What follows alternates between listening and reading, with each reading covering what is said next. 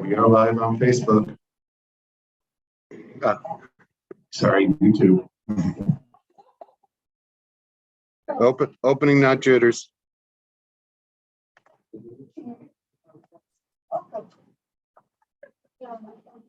Huh.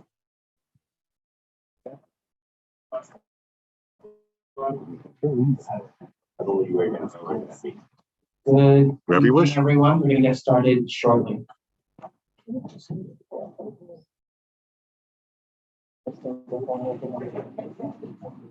I think we have it.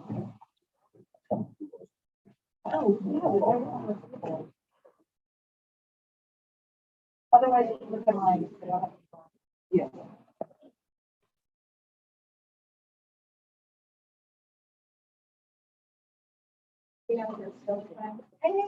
Yes.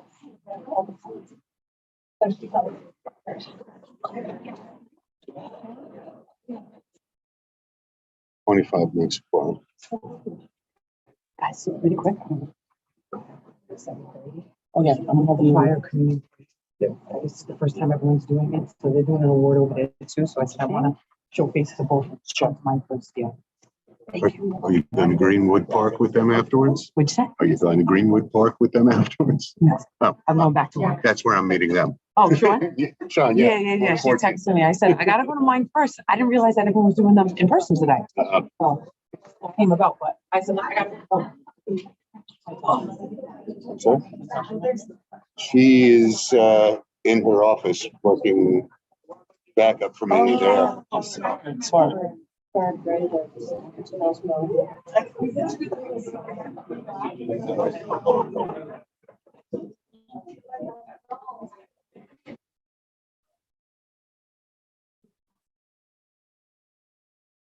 Karen today? Are you Karen today?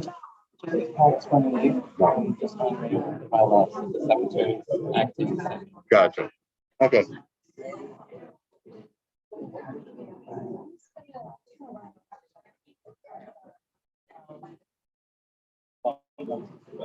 Oh, one in the back or the one that's here? Yes.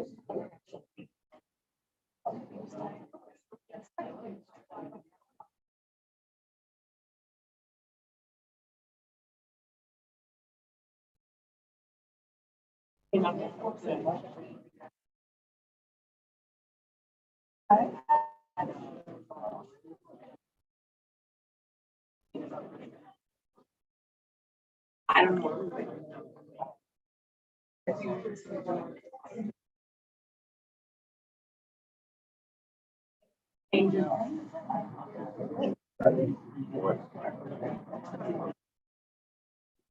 How you doing?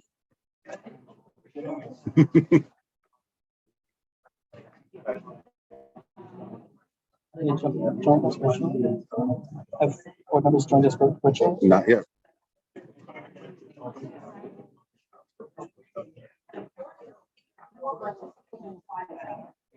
Oh, one of them. Doris Hastall is here.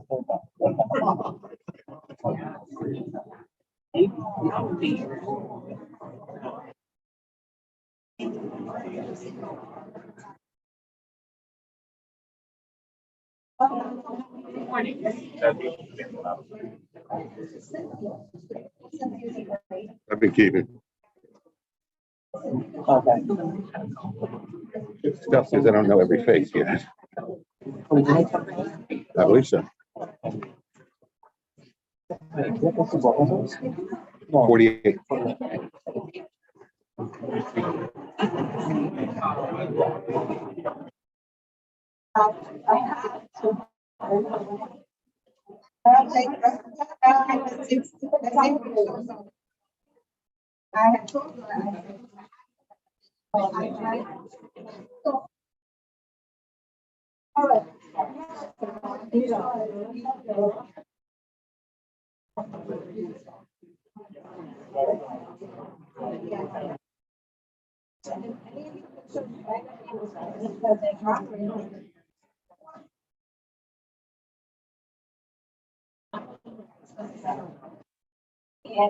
Anything? Huh? Can you get started? Yeah.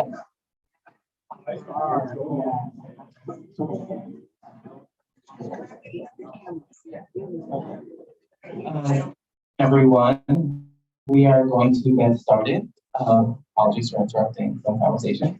I would like to welcome everyone to our first in-person board meeting since February 2020. And I'd like to officially open the meeting with the pledge of allegiance. Other side. I pledge allegiance. Oh, I thought it was over there. I'll hold it. Color guard, thank you. I pledge allegiance to the flag of the United States of America and to the republic for which it stands, one nation, under God, indivisible, with liberty and justice for all.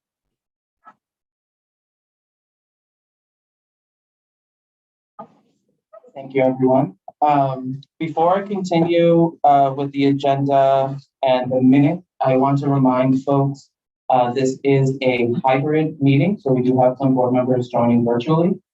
I ask folks and for sound, if you're speaking, to please walk to a microphone. One is located in the back, and there's also a handheld located up here in front. So I'd like to move to adopt the agenda Roll with call. one. Oh, sorry. Okay, yes. Do we need to do that? That's how we do attendance. Yeah, sorry, I forgot the roll call. We're all out of practice. And actually, it's new protocols, because if you remember 3 years ago, everybody had to sign in, but now since we're hybrid, we do a roll call. So we will start with Ramona Acevedo. Ramona Acevedo. Amel Afzal. Thank you. Griselle Amador. Thank you. Damian Andred. Thank you. Doris Astol. Doris. I'm here. I'm here. Thank you. Thank you. Joan Body. Thank you. Gladys Bruno. Thank you. Laurinette Contras. Thank you. Jerry Chan. Thank you. Esteban Chavez. Thank you. Richard Kodor. Thank you. Christina Das. Christina Das. John DeLuper. Thank you. Beatrice DeSapio. Beatrice DeSapio. Gabino Morales Escamilla. Thank you. Cynthia Felix. Thank you. John Fontillis. Thank you. Kin Fung. Kin Fung. Cynthia Gonzalez. Thank you. Diana Gonzalez. Thank you. Hector Gonzalez. Thank you. Kenny Guan. Kenny Guan. Nicole Huang. Nicole Huang. Nicholas Jackson. Thank you. John Johnston. John Johnston. Jeremy Kaplan. Jeremy Kaplan. Beverly Kleinman. Thank you. Wyco. Thank you. Barbara Lee. Barbara Lee. Christina Lem. Christina Lem. Angie Lau. Thank you. Leonette Lopez. Thank you. Paul Mack. Paul Mack. Antoinette Martinez. Thank you. Marilyn Melman. Marilyn Melman. Rosie Moda. Rosie Moda. Jamie Nelson. Here. Thank you. Julio Pena III. Thank you. Karen Rolnick. Here. Thank you. Joanna Romero. Thank you. Patricia Ruiz. Patricia Ruiz. Damaris Santiago. Thank you. Sam Sierra. Thank you. Ryan Smith. Thank you. Victor Swinton. Victor Swinton. Cindy Vandenbosch. Here. Thank you. Catherine Walsh. Catherine Walsh. Cesar Zuniga. Thank you. Roll has been called. Thank you, and we have officially established a forum. I'd like to move to adoption of the agenda with one correction. For 8, there will be an 8E, speakers from Department of Social Services. And agenda item 8D will require a vote. Can I entertain a motion to adopt the agenda as amended? You got to say because we're not going to pick Motion it has up. been adopted by Joan. Is there a second?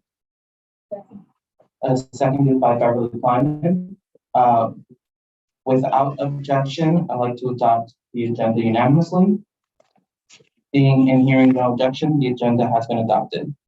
I'd like to move to adoption of the minutes of May 17, 2023 board meeting. Motioned by Sam. Seconded by Joan. Without objection, I'd like to adopt the minutes of the May 17th board meeting via unanimous consent. Seeing and hearing no objection, the minutes have been adopted. I'd like to move now to public comment. This is for any item that is on the agenda this evening. One moment. Natasha, would you please share your screen?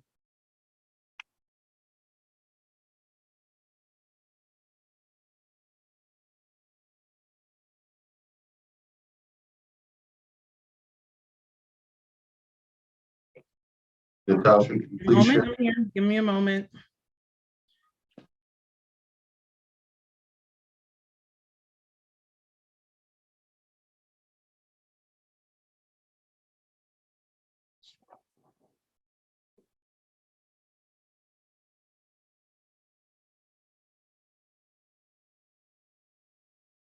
Be right back.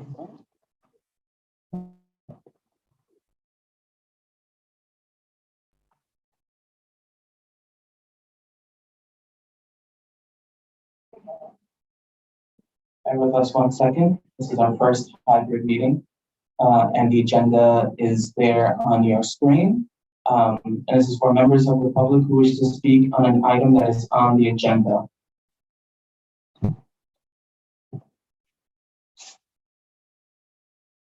Natasha, if you just scroll to the second page.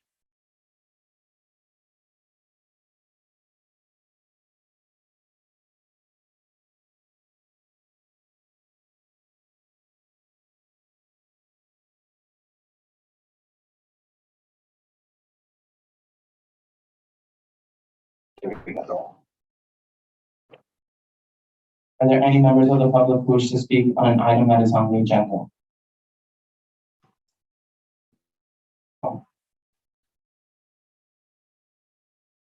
And public comment is for 3 minutes. Thank you. Just watch the wires. And if you could just please state your name. Hi, everybody. My name is Mike Rosenbluth. I am a resident of the Kensington neighborhood, a neighboring neighborhood to CB7. I actually reside in CB12, and I have addressed CB12 about the same subject I'll address the folks here at CB7. And thank you very much to the board and to the Transportation Committee, John, who gave me the opportunity at the Transportation Committee to speak. The topic is the bus network and the continuation of what I think is good bus service, but it could be better. And under the MTA's draft plan, could be very different than what we have now. I think this is the time that we as a community have to stand up and fight for our best possible bus network redesign. There are certain aspects of the plan that are home runs. For example, you could now take a bus from 39th Street, get off and change for a bus called the BX Field, and that will take you all the way to Kennedy Airport in about 45 minutes. That is a win-win for any neighborhood around here. Although the B35, which many of you probably ride up to Church and McDonald, will now be, according to the plan, and this may not take effect for another few months, and it's going through draft right now. But that B35 will now be the local B35, will not be the limited stops B35. They will have also proposed to eliminate a bus stop at 39th Street and 6th Avenue. I don't know why, but they have. A couple of major highlights for CB7. Bus stops along 5th Avenue, the B63, and bus stops along B70, 8th Avenue. Many, including 36th Street, near the subway, near the DNR Express subway stop, are proposed to be eliminated, causing citizens to have a 5 to 6 block walk between bus stops. I don't find that to be acceptable. I don't know that the community is going to find that to be too appetizing. 5th and 6th, 5th and 8th Avenues are extremely busy shopping boulevards. And I guess what I'm saying is that the MTA should retain those bus stops. There are details about all of these things on the MTA's website. Please wrap up. Okay. Thank you. And from my point of view, yes, please study the plan in detail.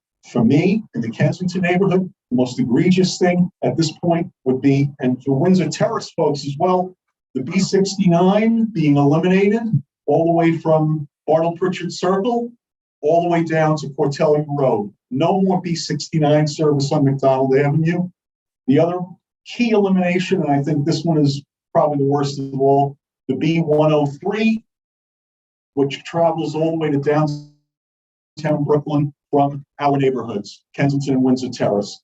I've gone through this study with a fine-tooth comb. Please wrap up, sir. Yes, sir. Thank you very much. I'm going to wrap up my words now, but I hope the community is well aware and can speak to their public officials, keep the board involved, and I'm sure that the board will do the right thing and serve the citizens well. Thank you. Thank you. Thank you. Is there any other member of the public who wishes to speak on an item that is on the agenda? Sean?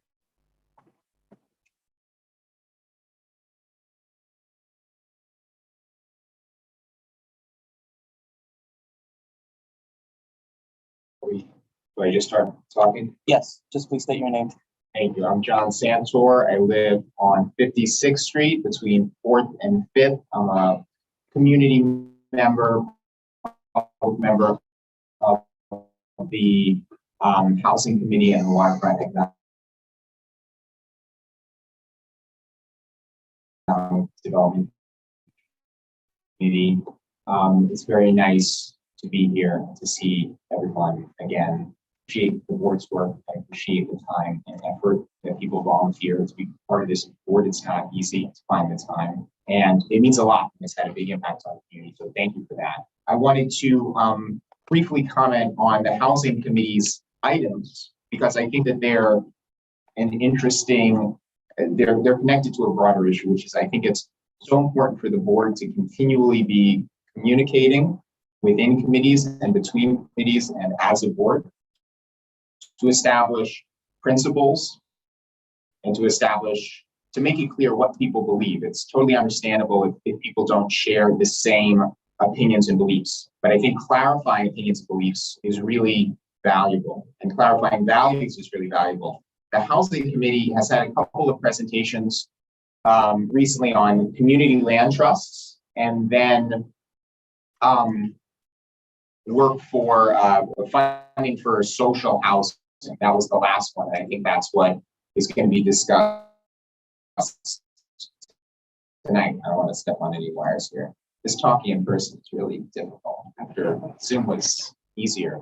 But those presentations were really fascinating, but they were also rooted in expressions of certain values about housing, which is obviously a major issue in this community, about whether or not land should be privately owned, whether or not we as a community should try to be encouraging home ownership or community ownership, community control of lands, community control of housing, whether we should be investing in free market housing or whether we should be investing in social housing, which was the last presentation. This is a very contentious issue, and it's completely understandable if people would disagree on that. I'm actually very supportive from my perspective of social housing and trying to decommodify land, removing land from the market.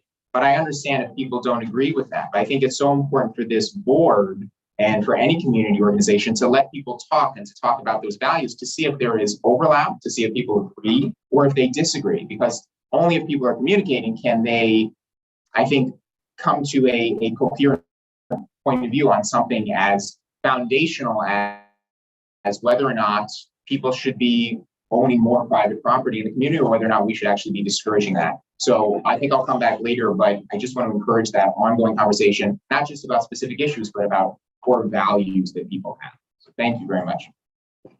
Thank you, John. Are there any other members of the public who wish to speak? Seeing none, moving on to our agenda. Before we move to committee reports on our first vote this evening, I do want to give a few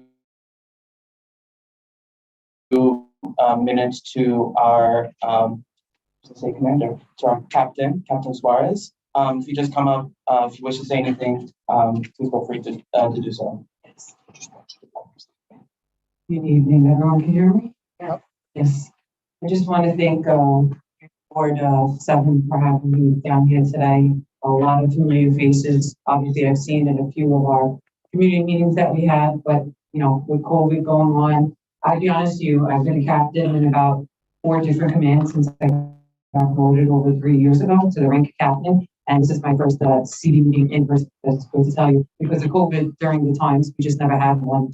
I just going to be honest, and I'm actually going to cut out of here after I just speak a little bit because we never had a community board meeting in person. My prior command, the 7 precinct I worked at for 2 years, they're actually honoring me and the prior CEO and the CEO that's currently there for work that we did there. They weren't able to do it because he was never in person. So after here, if I don't get to speak to you or I don't get up to the question or concerns, if you could please, I ask Jeremy, if you guys could gather just a list of things to me that can get to me. I'm very receptive. I'm very open to working in the community, and I promise it won't just come in my mailbox and you won't get a response back. You 100% will get a response back from me about whatever's going on. Just a few things I would like to go over. We just had our last community council meeting, I think last week, and things have been going in the 72nd precinct, actually on January 30th. It was my first day here, and I've been here for a little bit over 4 months. I think it's been about 4.5 months. My experience here in the 72nd precinct has been, I can't even say it's been phenomenal. You know, knock on wood, everything's been very welcoming here with the community. I could see a lot of positive things that were that's going on with the community and with the cops. There were some things that I felt like I had to initiate, and things that might have been lacking with certain things in the throughout the commands that I feel like I'm pushing and directing things in my own direction of the way I want things to go. And that's basically focused on strengthening the relationship between the community and the 72nd precinct.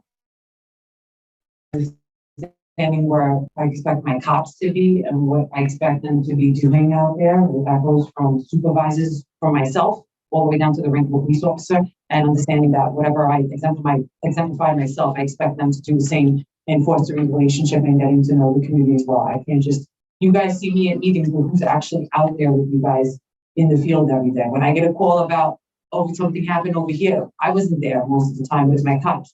So my first thing is with the cops out there, how are they receptive with you guys, and did we figure out what was going on and did we solve the issue? Just to go over the year-to-date crime, I'll just throw it out there very briefly. The 72nd precinct is doing phenomenal in crime for the year-to-date. 6 months into the year, and we're down 28% in crime for the year-to-date. In the 28-day period, we're down 18%. And for just the week itself, we're down 16%. So crime is going down. It has been down since the prior year. And what that goes to show me is that my officers are out there and they're putting the right people in handcuffs, where their presence is out there ahead of time before the crime is actually occurring, which is hopefully preventing some crime from occurring. When it comes down to a couple of things that I've stressed that's important to me that I've noticed throughout the community is a couple of my pet peeves that I've been trying to enforce, which I'm sure is going to come up with a lot of people. It comes up at every community council meeting. It's a citywide issue. Obviously, besides crime, there's other issues that go on, such as 301s, traffic, e-bikes, noise complaints. I get a lot of these at community council meetings that a lot of people want to know what are we doing about these issues. So in regards to 301s, and this goes for a large variety of 301s, I'm talking about noise, gambling. We do get a lot of gambling 301s, loud music, things going on in the park. So something that the department has enforced that has been working wonders for us the last, I would say the last 6 weeks. We have an app on our phone, just like you guys have an app. And it came down to the commanding officers to make sure that we had proper alerts set on our app to alert us in regards to 301s, because the response time isn't that good. Obviously, you could say we have a certain number of officers, 911 jobs, and 301s, how we'll handle this, how we're going to make the situation better. So what we instilled with the officers and what we do specifically, it's going to go on throughout the whole summer into October until we reevaluate it again. We have a specific supervisor, especially for Fridays, Saturdays, and Sundays, our most busiest days where the most 301s come over, that is just assigned to monitor that 301s.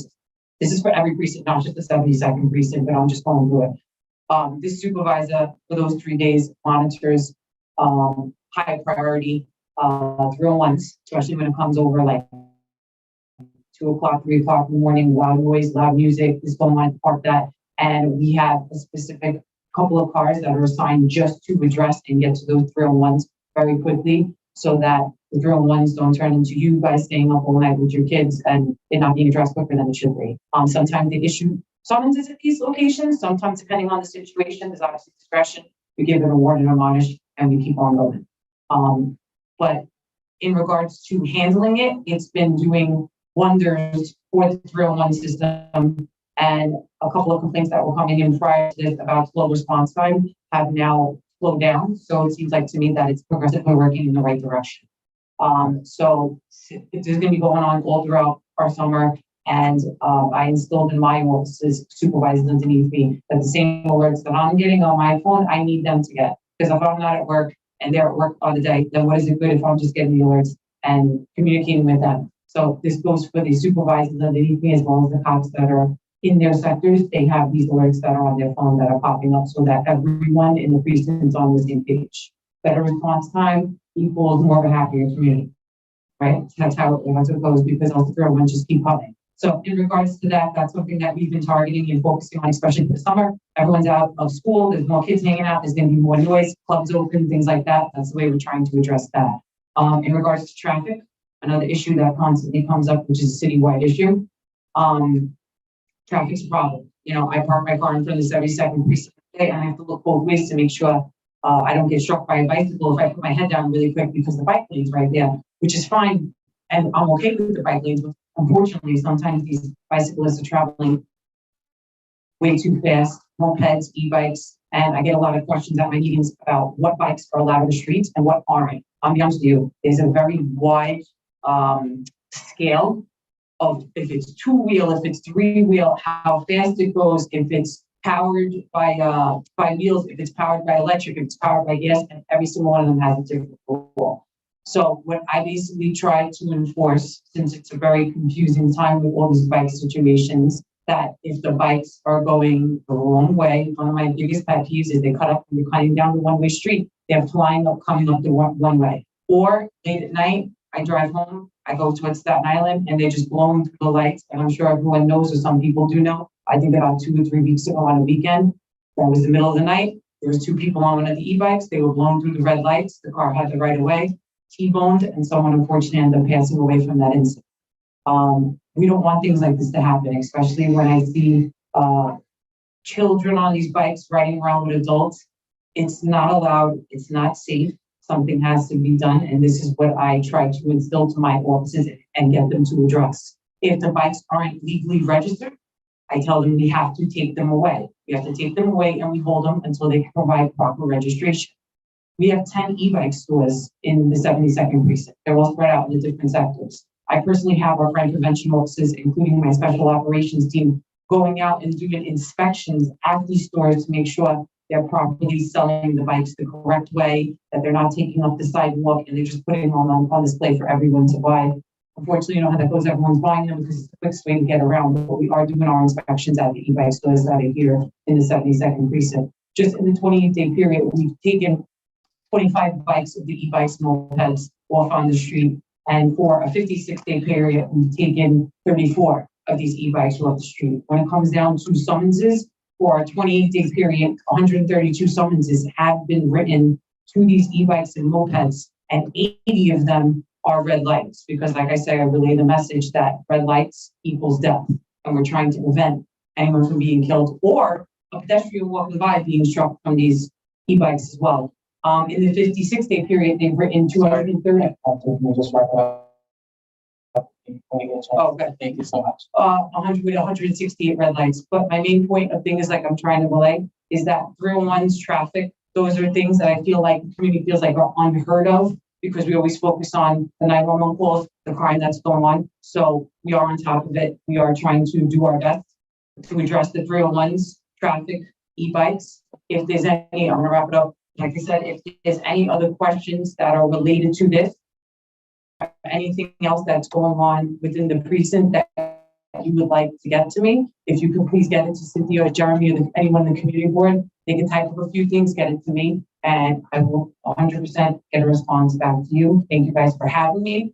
It was nice to meet everyone. Like I said, I'm sorry I had to have to head out really quick to the other community board meeting, and I hope to see everyone in the future. There's no more meetings for the summer, right? No. Okay, so then I guess back in September. Other than that, thank you guys for having me. Thank you so much, Dr. Zora. I appreciate it. Say hi to my friends at Fort. Before we move on, we have been joined by our council member, Anita Aviles, so I'll give her a few moments.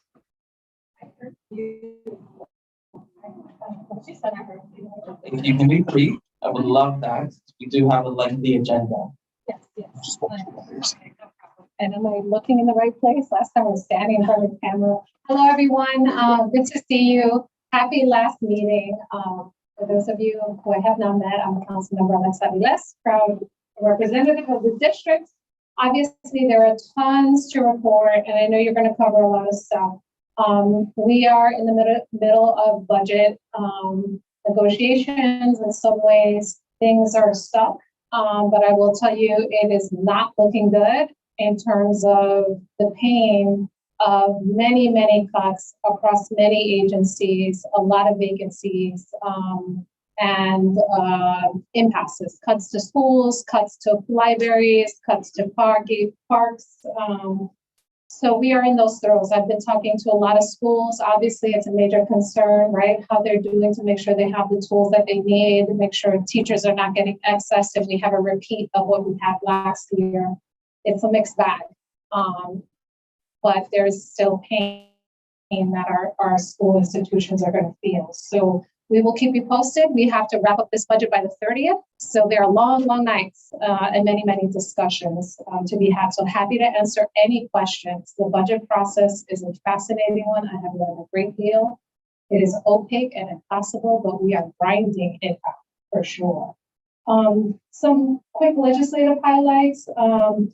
Resolution recently to stop dumping, imagine this, radioactive waste in the Hudson. Can you believe that we're even having this discussion? No, I had to sponsor a resolution to push our state colleagues to stop this practice. It's absurd that we are even talking about it, but it's still actually occurring. So that is moving along. Translating complete portals, right, around idling and other things into languages that our community can speak and will be easily accessible.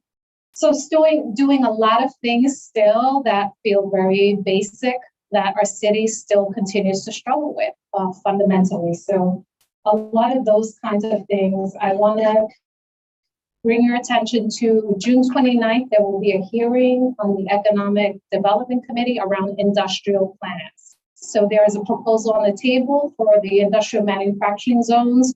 Sunset Park has an enormous one that we have worked very hard to protect and revitalize and support. Please put that on your radar screen if industrial manufacturing is important to you to testify. There's going to be important discussions there around that. And I will leave a bunch of flyers for a couple of community events that are happening. I know the board sent out the Demic visioning session. Finally, that park is going to get some love. I have been very focused on making sure all the parks on 3rd Avenue get redone because they have not seen investment in over 30 years. So we have Gonzalo Plasencia is getting redone. 503, 506 playgrounds getting redone, which is not 3rd Avenue, but giant community space. Demic will get redone. And the next one on the list, actually, Peña Herrera is getting redone. Gonzalo Plasencia is the next one that we have to get some funding for to fix. So we're making our way through those things. Health fair mammalities this weekend at PS24. Free books at our office for the kids. Make them come by. They come by on their own, and they always ask for books, which I'm utterly delighted. E-recycling, so bring all that crap you can't leave on the sidewalk, and make sure it gets recycled so it's put in the proper place.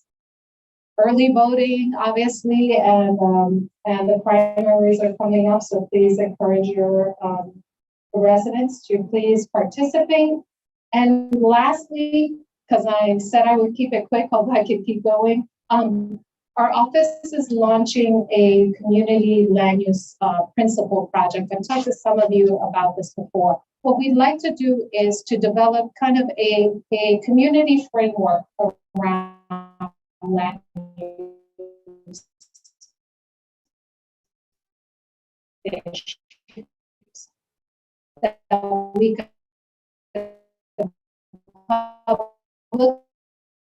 publicly post, right, so that developers that are looking to develop projects in our an invitation to participate in a survey. So the first thing, we'll have some background information that was put together. District 38 is a very different district starting January 1st, 2024. So it's going to have some new information around what the district looks like, demographic changes, land use, all that stuff for you to look at, and then ask a series of questions around what are priorities for you regarding land use and housing and green space so that we can begin to condense that.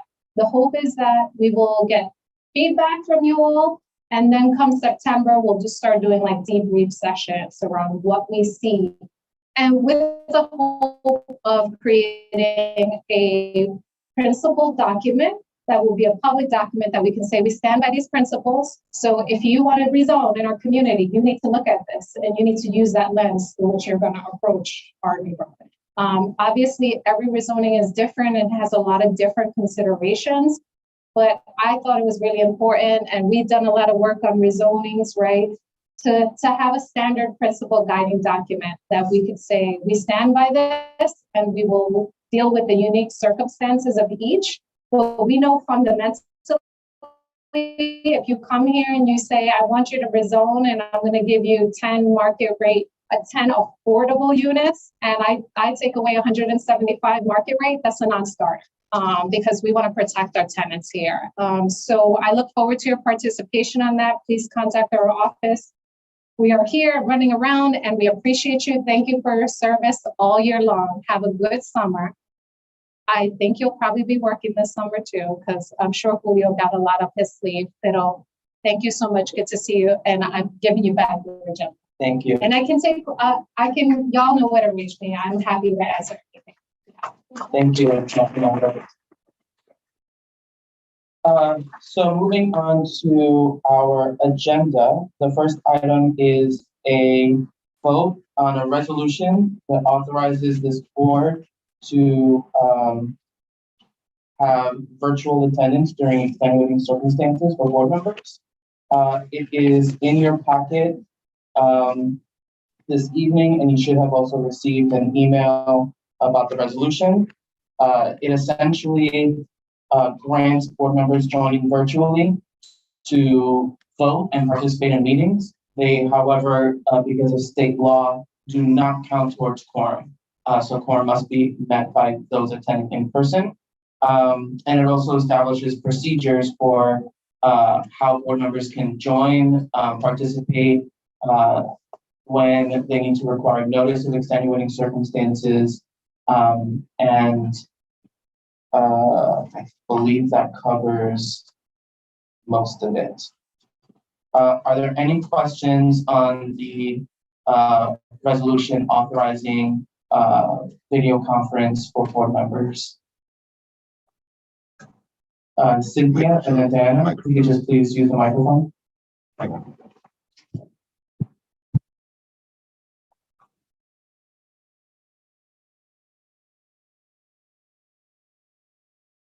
Good evening.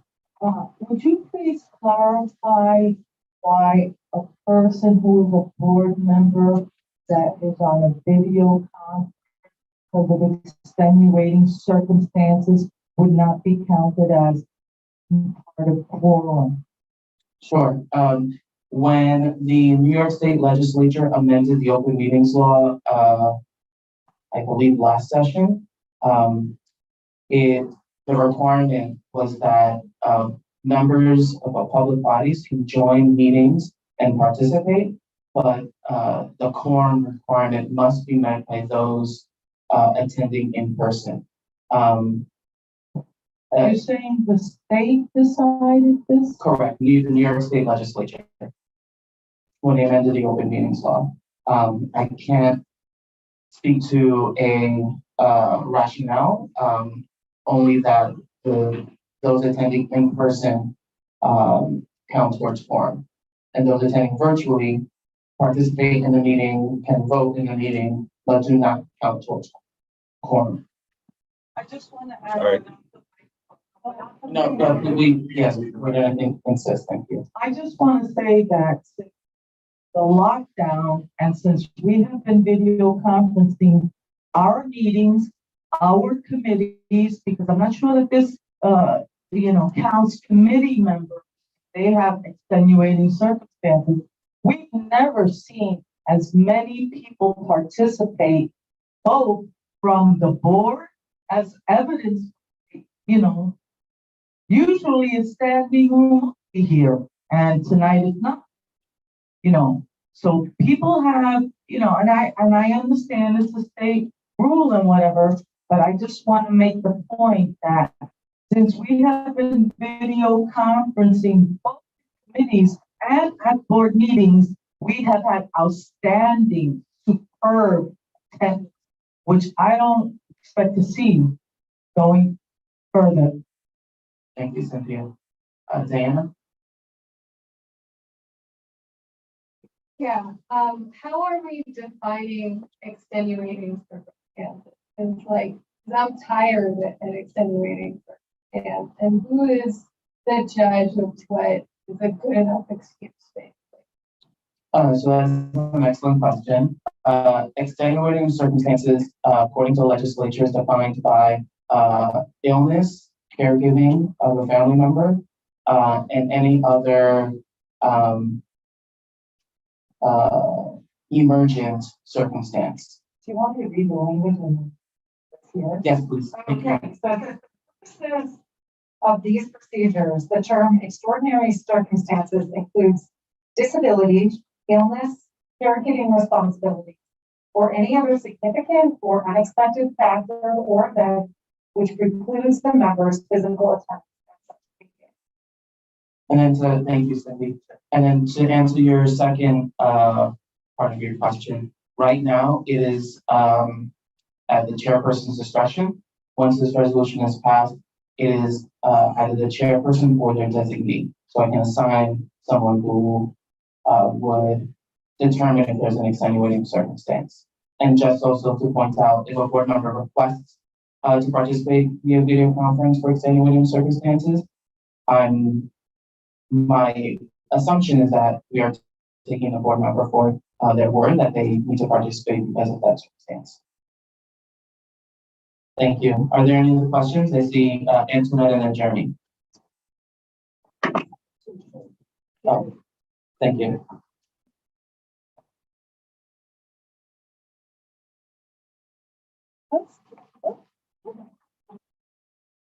Sorry, Antoinette, do you mind? Yes, thank you.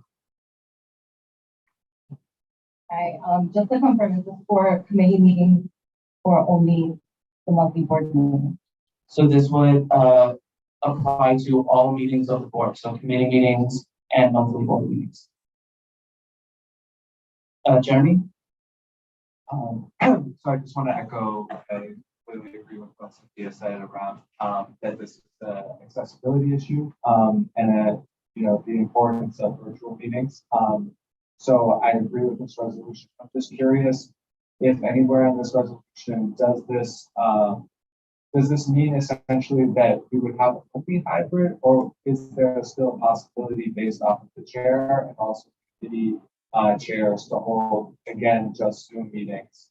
And with those Zoom meetings, then is quorum just back to the same, or how is that decided upon if it's a Zoom only meeting, especially if there are extenuating circumstances such as, God forbid, more, COVID issues or something else? So because the executive order that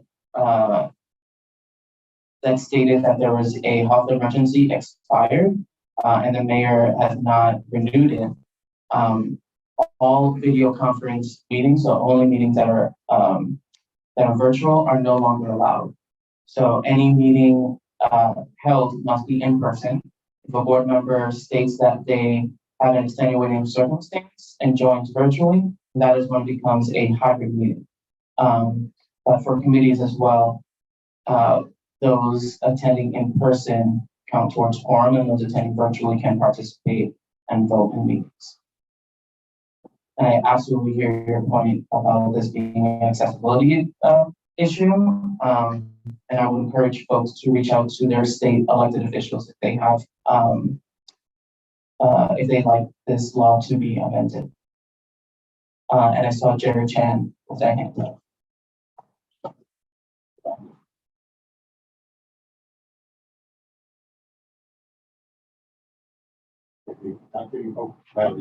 We use the.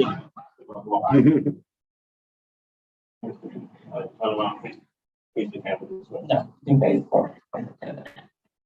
Okay, so my question, sorry, I don't know if I know, it might be that was that, but what if they go away, either, like, they have to point to be, are they gonna be back? So do you mean like if they go away, reserve? Oh, Military, like, I can say I travel, so I'm never here, right? I mean, I'm here, I travel, but. so if a board member requests to join because of an extenuating circumstance, I'm going to assume that their circumstance is valid. So, so for example, a board member does not need to state any health issues, for example. They just request that they need to join because of an extenuating circumstance. As of right now, it'll be granted. That's my question, thank you. No problem. Are there any other board members who wish to speak on this? Sure. This is okay. And understanding that the committee meetings also go under this rule, I'm just curious if we should start thinking about proactively planning them, knowing that, like, at least like the board meetings are going to be every month, we understand what's going to take place. I'm just curious if we should start thinking about meetings also kind of in advance. Thank you. Appreciate that suggestion. Are there any other board members? So the comment was if we can proactively plan committee meetings like our board meetings so that there is a plan set for time in the future so that people know when committee meetings are happening. Did I capture all of that? Pat, oh, sorry, Cynthia, and then Pat.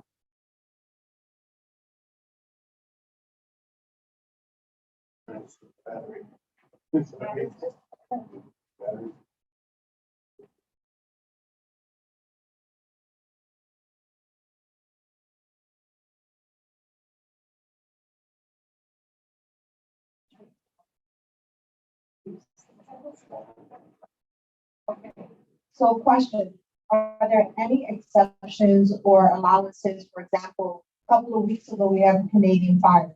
If that were to happen, we'd be able to pivot to a Zoom meeting. So let's say that we all were coming, but the air quality is not well. Would we be able or allowed to pivot to that because the air quality now we have to monitor it? Anything over 100 is not good for us. And are there exceptions to this hybrid or in-person only? So currently, that would not have been allowed in all virtual meetings unless the governor or the mayor issued an executive order that there was a public health emergency. That is when we can have virtual only meetings. But that didn't, to my knowledge, that did not happen last week. Pat? My question is there a limit to the number of extenuating circumstances an individual can have? No. However, this resolution does not have or institute limit. Any other questions before Damaris?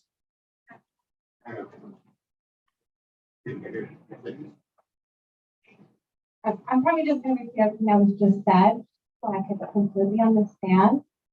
So, as question, there's no limit, so like 10 times, beautiful math, why we're not here, but it's allowed. If the board member states that they have an extenuating circumstance to join a meeting virtually, it will be allowed. And then going back to Cynthia, which is what I was thinking before she came up. So she used the example of the Canadian fire. So if there's a blizzard, really bad rainstorm, a waterfront coming out to the street, we can't cancel that meeting and do it, through Zoom. We have to either be here or that's it. It would either be an in-person meeting, or if there's like a natural disaster in the community, we can postpone a meeting until a later date. Thank you. Mm-hmm. Yes, and technically it's extraordinary circumstance, not extenuating circumstance. I apologize. I have one more question. Okay. Does the person have to say what their extenuating circumstance is or not? Sorry. No. Oh, this resolution does not require a board member to state what their circumstance is, just that they were requesting an extenuating circumstance. Extraordinary circumstance. Thank you. Okay, I will take one more question. Let's say the board goes rogue, wants meetings online. No, and I'm serious.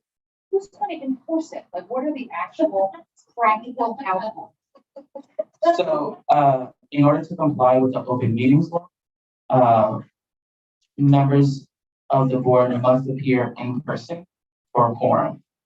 So, for example, because the executive order ended, if we had chosen to have this meeting virtually, we would not be in compliance with the open meetings law, and any actions of the board would be invalid.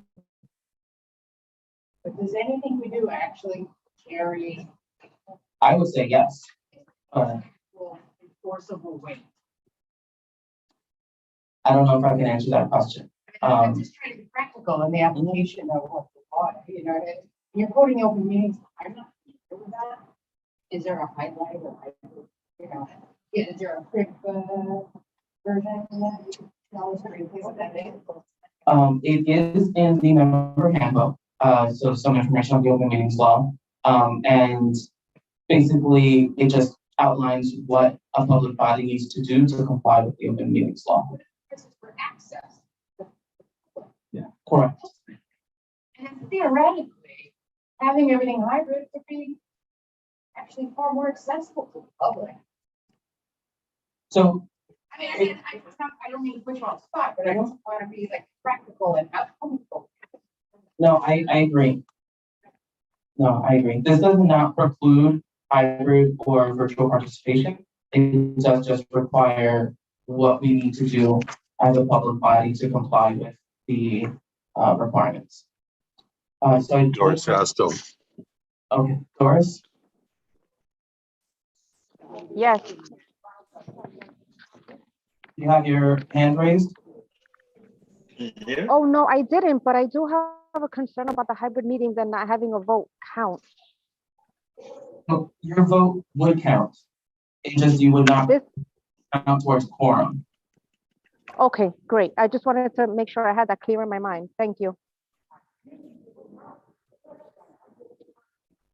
Okay, so I would like to move this to a vote. I would like to entertain a motion to adopt the resolution as written. Motion by Jerry Chen, is there a second?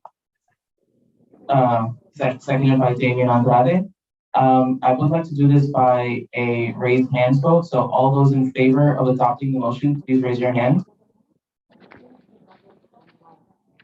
Thank you. You may put your hands on.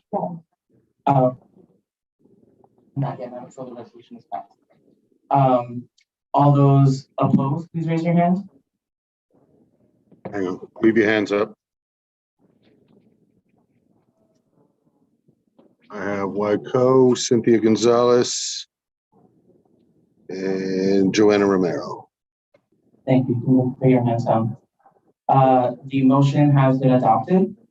And officially, those members joining virtually can participate and join and vote on items on at this board. Thank you.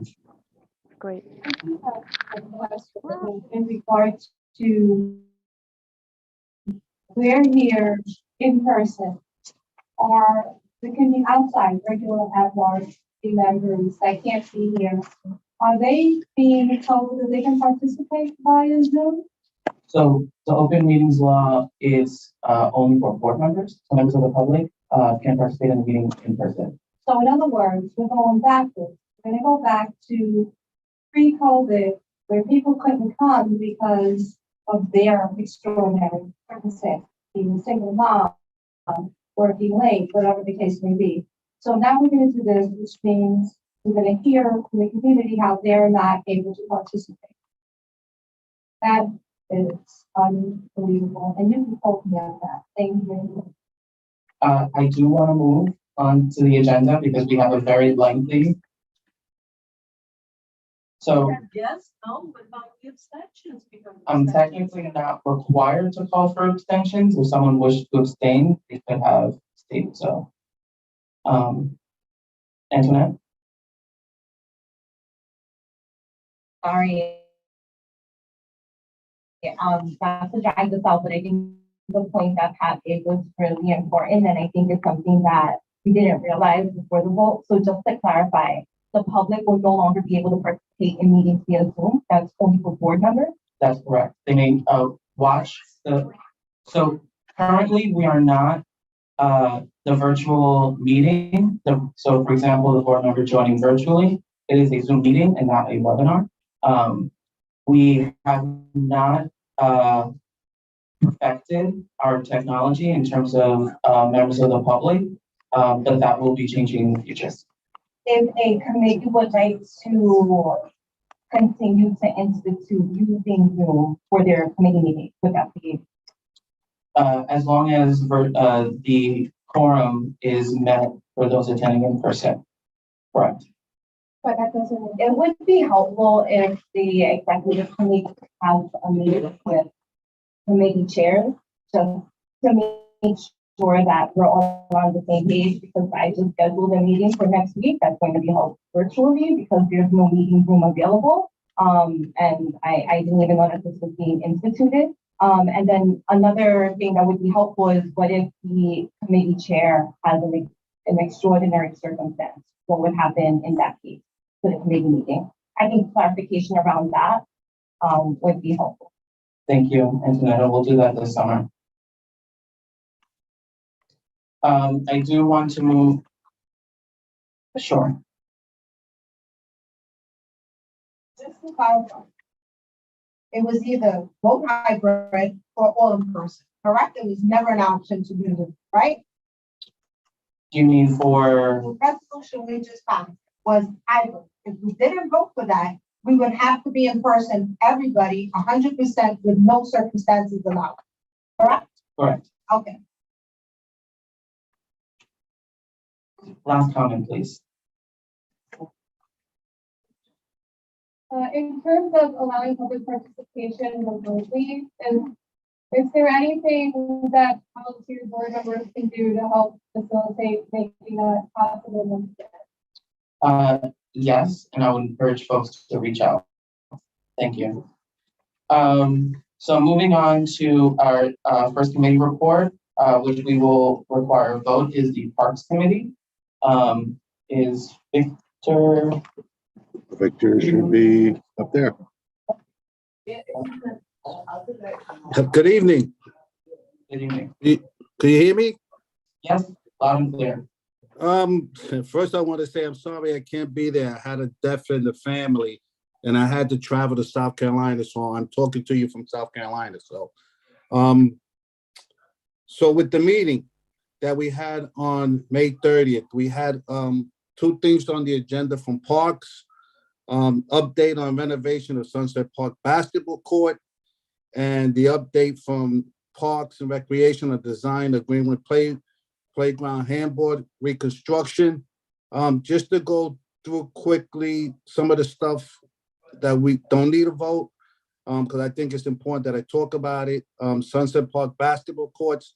We had an executive director, Greg Bishop, from the Joe and Clara. I hope I'm not butchering their name. Sal Social Justice Fund organization. He came and talked about what they're doing in the community. They started this fund. First of all, these two individuals are owners of the Brooklyn Nets and the New York Liberty's professional basketball team.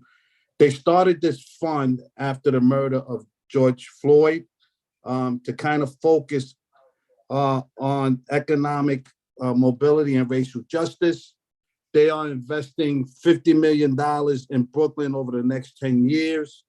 At this point, they are reconstructing or revitalizing 4 basketball courts in Brooklyn. And Sunset Park is going to be the first basketball court that they're going to do. Renovation is supposed to start, rehabilitation is supposed to start this month in June and last 6 to 7 months. 6 to 7 weeks. So hopefully the end of August, that'll be concluded. And they're going to do the whole basketball court over completely. Then we had questions and a question and answer session there. So we're pretty happy that Sunset Park was the first park they're doing. And yes, the courts are going to be shut down during that period while they're doing the reconstruction, of course. The Greenwood Playground handboard reconstruction, this is where we need a vote. They went into design November 2022. They should come to the end of their design by fall of 2023. The procurement phase is going to start with the lawyers from various city agencies will vet contracts. Then the bid will go out for contract. This usually takes 9 months to a year.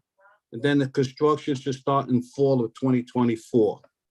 The reconstruction is going to exist of the handball courts, the walls, the pavement, if it's damaged, and any damage to the mesh on the chain link fence. They're going to add 2 pickleball courts. If you ever been to that park, it's right off the Prospect Expressway on for Hamilton Parkway on East 5th Street. It has a used play area with a softball court there. Down the left field line, they're going to put 2 pickle courts there and a half basketball court they're going to put there. They're going to put up some fencing to protect people from the softball games. On the handball court, like I said, they're gonna redo that over, and they're gonna put benches inside the basketball courts, inside the fencing, so people could sit in it and watch the games. We had some questions about that seating. People was expressing the safety condition that when you play handball, you're kind of running all over the place sometimes, and those seats could be a problem. Parks did state that they will move the seats out of there and put them in between the basketball court and the handball courts, but outside the fencing, maybe no back, so you could either watch the handball game or the basketball game. And what they're looking from us is for a letter of support for this project. We had a motion on it, but we had a motion with the amendment that the benches, for us to give the letter of support, the benches must be removed from the handball courts. And the motion passed through committee 5-1. Thank you, Victor. So the motion out of the Parks Committee is to support the renovation of Greenwood Playground with the recommendation that they include the benches. Is that correct? Yeah, from outside, just remove them outside the handball court fencing area inside and put them in between the basketball court and the handball court, but outside the fencing area. Got it. Thank you. The motion came out of the Parks Committee, so it does not require a second. And I would like to entertain a discussion. Discussion? Yes. Okay, so I live with, I'm Cindy Anavash, and I live 3 blocks away from this playground, so I'm very familiar with it. And I wasn't able to attend the meeting, but I did listen to the recording and the presentation. And I just wanted to underscore for those who are voting tonight and may not be as familiar that as was discussed in the meeting, there's a lot of different competing uses for this space. There's softball and cricket and children learning to ride their bicycles, handball courts, basketball. There's 2 different places for basketball, handball, and now there's going to be pickleball. And there's also a nearby dog run. So all this is happening in a pretty small space. And so that was, there's a lot. I like commend Parks for pulling this off. But there were members of the community that they expressed concerns about safety with the placement of benches, which I thought was in 2 different locations. So one of them was the handball courts, because there were benches that were inside the fence of the handball courts, which is right next to the basketball courts. And so what the Parks Department proposed was like what Victor stated, but in the basketball section, backless benches so that you could look one way or look the other way. You could either watch basketball or you could watch handball. So I just wanted to sort of clarify that. They had discussed moving it outside the fence, but technically it would be in the basketball section, as I understood it from the diagrams and discussion. The other thing that there were other benches that were planned for inside the pickleball court area, and pickleball court players expressed concern about that. They were afraid they jump out of line and they hit people with their rackets. And so there was also like an expressed desire from the community, at least the people that community members that came to the meeting, to also move benches outside of the fence for the pickleball. And I realized that was not part of the resolution, but I'd like to propose a friendly amendment to include like encouraging the Parks Department to explore moving the benches that are currently designed for the inside of the pickleball area outside of that. And then just one other change that I wanted to share is that there is a change for where the half basketball court is going to be located. It's going to be moved kind of by the pickleball. It's going to be slightly moved, so that they can make space for the pickleball courts, but it'll be relatively close to the location where it's currently located. So I realize that's a lot. Sorry, I took a lot of time there. They're also going to put like a locked gate next to the handball courts, which we haven't had historic, or not a locked gate, but a gate that you can close with a door so that people aren't walking through when people are playing handball. Just for safety reasons, and then also moving the location of one of the entrances for commuters often walk through, and it's sort of in an area where basketball is being played. So, may I propose that friendly amendment, Victor, for the benches with the benches for the pickleball courts for the parks to explore, moving that outside of the ball playing area? You're coming in broken up. Are you talking about the seating inside the handball courts? No, I'm talking about this. So the handball courts, it's clear that we've asked that they move the benches. They use the benches that are within the sort of basketball area so that people can either watch basketball or handball. But there was also like at least 2 or 3 people from the community, like pickleball, who expressed concern about the benches that were planned for inside the pickleball courts, and they had safety concerns about that and asked if there was a way to move those benches outside of that area. I'm sorry, go ahead. Yeah, so they still want the benches, but can they be outside the fence so that it's safer for spectators? There was no discussion from Parks about benches being put inside the pickleball courts. But I think, Cindy, if I understand you correctly, it's a friendly amendment to the motion to move the benches that are currently located in the field to outside. Pickleball courts, yeah. But So, when it is constructed, to make sure that the benches do not interfere with the pickleball courts. so there's different benches, right? There's benches that are in the handball, that are planned for the handball courts. There were also a few benches planned for the pickleball courts. And there were people from the community that asked if they could explore moving those benches in the design so that it's safer, so that people don't get hit by pickleball rackets. Got it. So Victor, it was a friendly amendment to move the benches that are currently designed for the pickleball court. In that, so it's safer.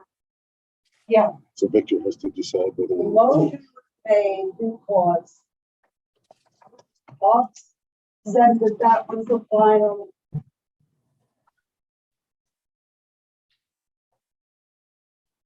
The motion was made that this was the final design. And then there was a friendly amendment motion because the benches have been moved, so the plan is not final. We can request that once they come up with the final design, to come back to us and show us the final design, and then we'll take it from there. But at this point, we can approve the motion with the stipulation that they not only move the benches, but come back to us with the final design for approval. Thank you, That's my updated motion. Victor, do you accept that friendly amendment? I do. Thank you. And Damien? Hi, everyone. My name is Damien. I just wanted to speak up on, because I was one of the people who kind of full supported on this. I love the project, love it all. It's just the only problem I have is it seemed very rushed. It was only one visioning process in November, and then they came us at the end of May, saying, here's the final, we want a letter of support. To me, it feels very rushed. It should be constantly more meetings, more visioning process, not just in 1 month. I get that there's a lot of work to be done in the community, but to rush processes like this and not having the whole community to speak upon this issue, I don't think it's very effective. So I would like to propose, like I would agree with Jones, that, to pass up on the amendment, to get them to come back with the final project, but also host 2 more sessions. And also they will be removing 4 trees due to poor conditions, and it will also for them to include for brand new trees to the areas that they're removing the already worn out trees to make it more seem more of a park. Okay. So that was a couple friendly amendments. So one to ask them to come back with a final design and to host additional meetings. And the second was, I think I missed it a little bit. It was to thank you, replace the trees in the park That they're removing. that they're removing. Okay. Victor, do you accept that friendly amendment? I do. Thank you. Meeting? Can we?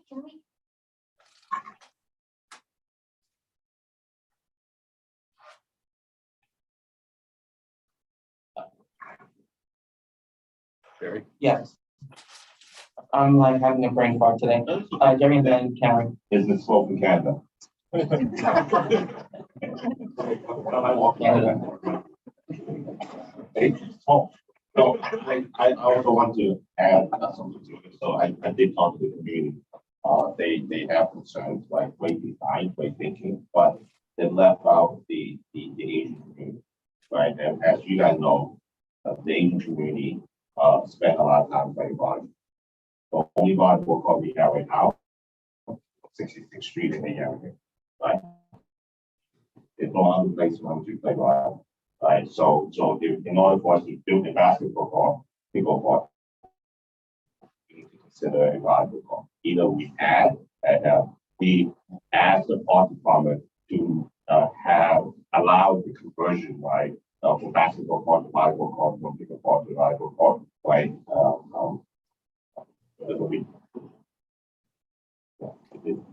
The one they play right now is small, but it's still playing it because there's no way. Well, other places don't want to hang out. Right. So I agree with you, I agree with him that they should take it back and come back to us with the best design, adding the volleyball and then design. Okay. I believe that changes the original motion. But your motion is to ask them to consider a volleyball court at Greenwood Park, at the Greenwood playground. Victor, do you accept that friendly amendment? The amendments to what include a volleyball court, you said? Was to consider construction of a volleyball court. Or Yeah. do use like basketball and volleyball. Or a dual use of a basketball/volleyball court. Sure, that sounds fine to me.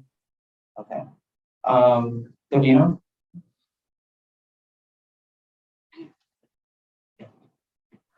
Hi, my name is Gavino Morales. I serve on the Parks Committee as well. And I am a handball player.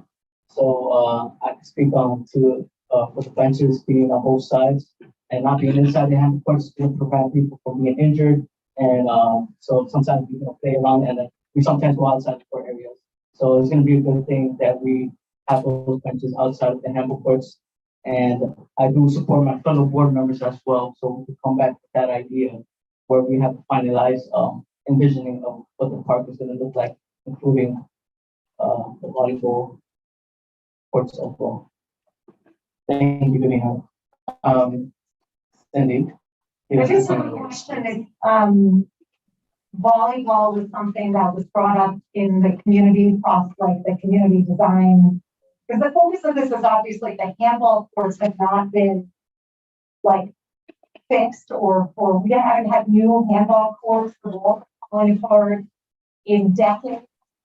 That is like the focus of this project. And as part of this, there's also an emerging part of the community that's playing basketball, but they wanted to keep the existing uses. There's a very active softball league in the community. Tons of people play that. If Bengali or neighbors from Bangladesh that play or and so they need a lot of that space, like softball and cricket uses. So I just want community members to understand, like there have been 2 parks meetings dedicated to this over the last like 8 months, and a lot of had shown up to express what they enjoy about the park as well as sort of what they would like to see. So I just want to kind of underscore that as well. Thank you, Cindy. I'll take one more question, because we do have several other folks this evening. Yeah, I know right now there's like 6 different amendments on this. So I need full playground. I just want to say I don't support 2 additional before deciding on this. I think that will just prolong the process and the courts are in dilapidated condition. Thank you, Karen. So the motion is to send a letter of support to the Parks Department in favor of the Greenwood Playground reconstruction with the friendly amendments to remove the benches so that they don't obstruct in the fields, for them to come back to us with a final design and any additional community meetings, and to consider a volleyball or basketball/volleyball fields at the park. Point of clarification. It's moving benches for like safety reasons. It's not just removing. Got it. And just thank you, and making sure that they replant the trees that are removed during construction. Thank you. All those in favor of the motion to send a letter of support with those amendments, please raise your hand. Thank you, and put your hands up. All those opposed to the motion, please raise your hand. Are there any abstentions? The motion passes. Thank you.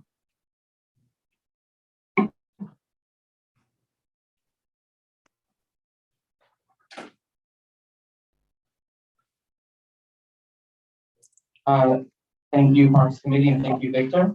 Thank you. Thank you. The next committee is the Housing Committee, which also has a vote this evening.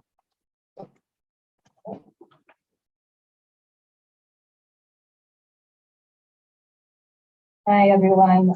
So just a couple of items to discuss before we get to the vote. We've had 2 meetings recently with really great presentations. The first was at the end of last month from the Community Land Initiative, and they gave a really great presentation where they talked about community land trust, land bank. And that presentation is posted on YouTube. So really, this was also a point of discussion during the committee meeting.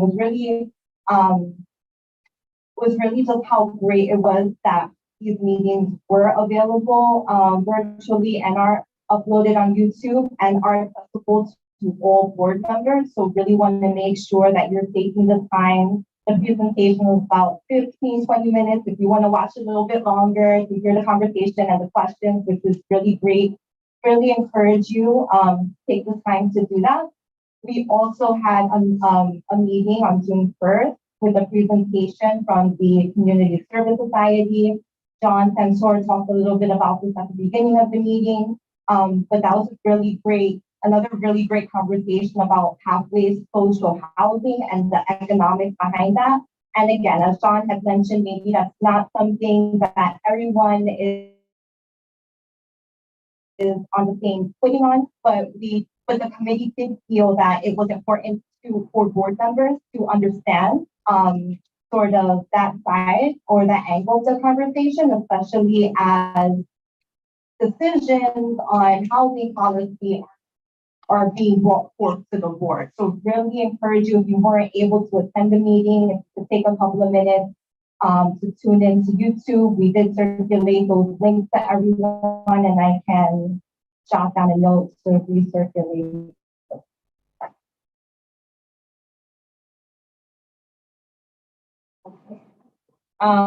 Right before this meeting, I have circulated an email survey to all housing committee members.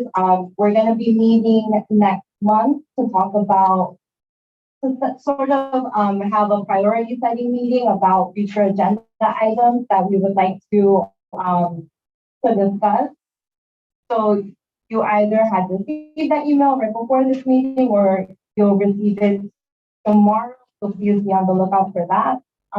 And here, the Rent Guidelines Board is meeting tonight at Hunter College to vote on whether they're going to increase rent for roughly 1 million rent stabilized units across New York City. The Housing Committee voted on June 1st to send a letter to the Rent Guidelines Board ahead of tonight's meeting, ahead of tonight's vote, expressing disapproval of any rent increase. And we're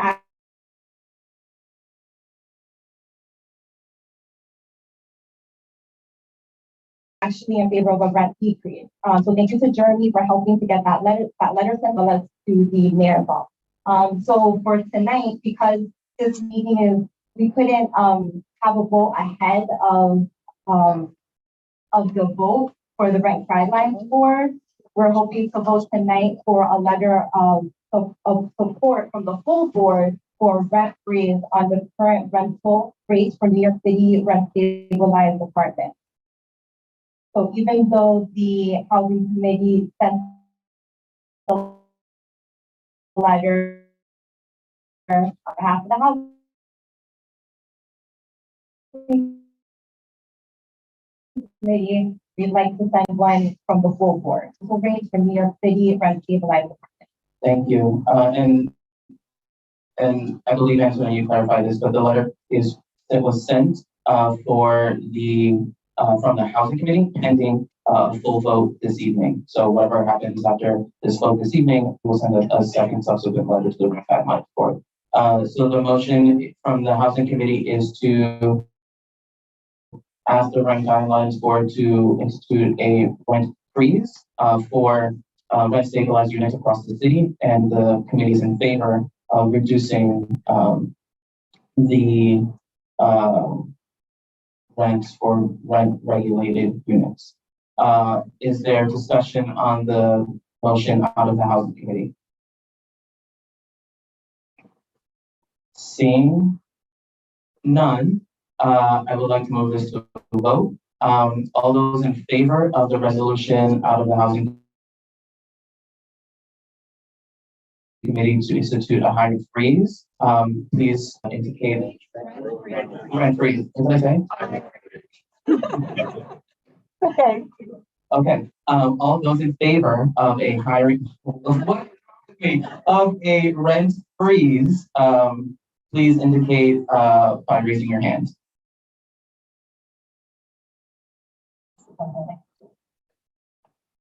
And this is online too. So thank you. You may put your hands down.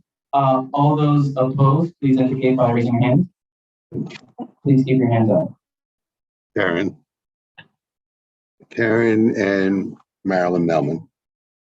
Any abstentions? Seeing none, the motion passes. Thank you, Housing Committee, and thank you, Antoinette.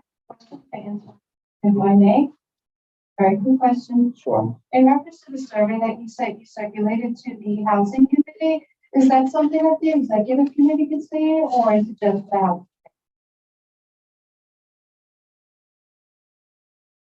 So, the Housing Committee has been committed to holding meetings regularly. So we're even going to be meeting over the summer.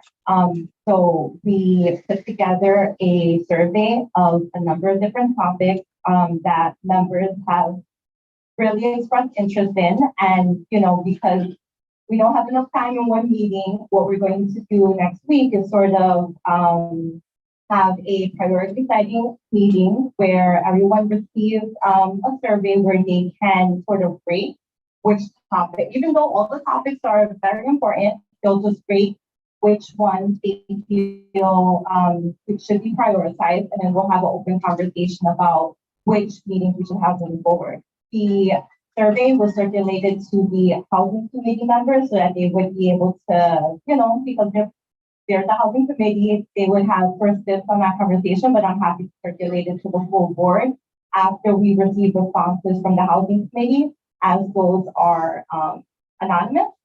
So once we have, you know, that data prioritized to the Housing Committee, then I can circulate it to the board. But if you want to see like a printout of the questions questions or what the topics were. I myself am personally interested, and I won't vote, but I am interested. Thank you. Yeah, no problem. Thank you, Ms. Burnett. So moving on to the Transportation Committee, there is no vote required, but I do believe John wants to make a couple of comments, and I'll just ask him to be as brief as possible. Yes, please.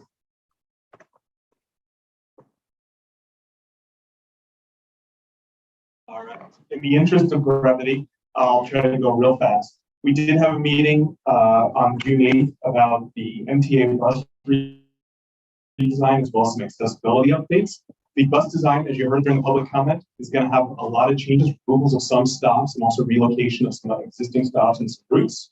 I encourage you to view the full profiles on the MTA website. Those are linked to in your board member packet, which also includes it also includes the public comment, the comments that were raised during that meeting. In addition to that, we also committed to collecting feedback from board and community members and putting that together. So we received some via email. Also, the ones from that meeting are all going to be included. There was also a few accessibility things that the MTA noted and want to pass on. Specifically, they're going to be adding an elevator at 36th Street in their next round of repairs. Metro cards, vending machines are going to be replaced with Omni vending machines this summer. And station agents, you know, the people in the booth who used to not be able to leave the booth now are able to. So if you have an issue, you know, you can't pay the thing, well, they can't collect the cash anymore, which has been an ongoing concern of some of our board for a number of years. Now they will be able to upload the machines. Finally, on that note, there's also some changes to F train service from Church Avenue to Coney Island will be closed on many weekends this summer due to installation of computer-based signals. During those weeks, it'll be replaced with free shuttle buses. Following up on some old meetings, our comments from May about the loading zones, we were able to speak with the MTA on that, and they are required to send us a 30-day response in 30 days based on our comments. They've also proposed to add 2 new neighborhood loading zones at 49th Street between 5th and 6th Avenue and 5th Avenue between 47th and 48th Street. You can send comments about those to the board as well. Finally, 2 brief announcements about Sealy Street. Construction is expected to start on that in late August or late August to early September. And then a continuation of the 3rd Avenue studies that have been taking place. There's going to be one final virtual meeting on July 20th at 6:30 p.m. As soon as details are available, we will send that out as well. Thank you. Thank you, John. Are there any questions? I will ask members to be as brief as possible. I see Joan and then Joanne.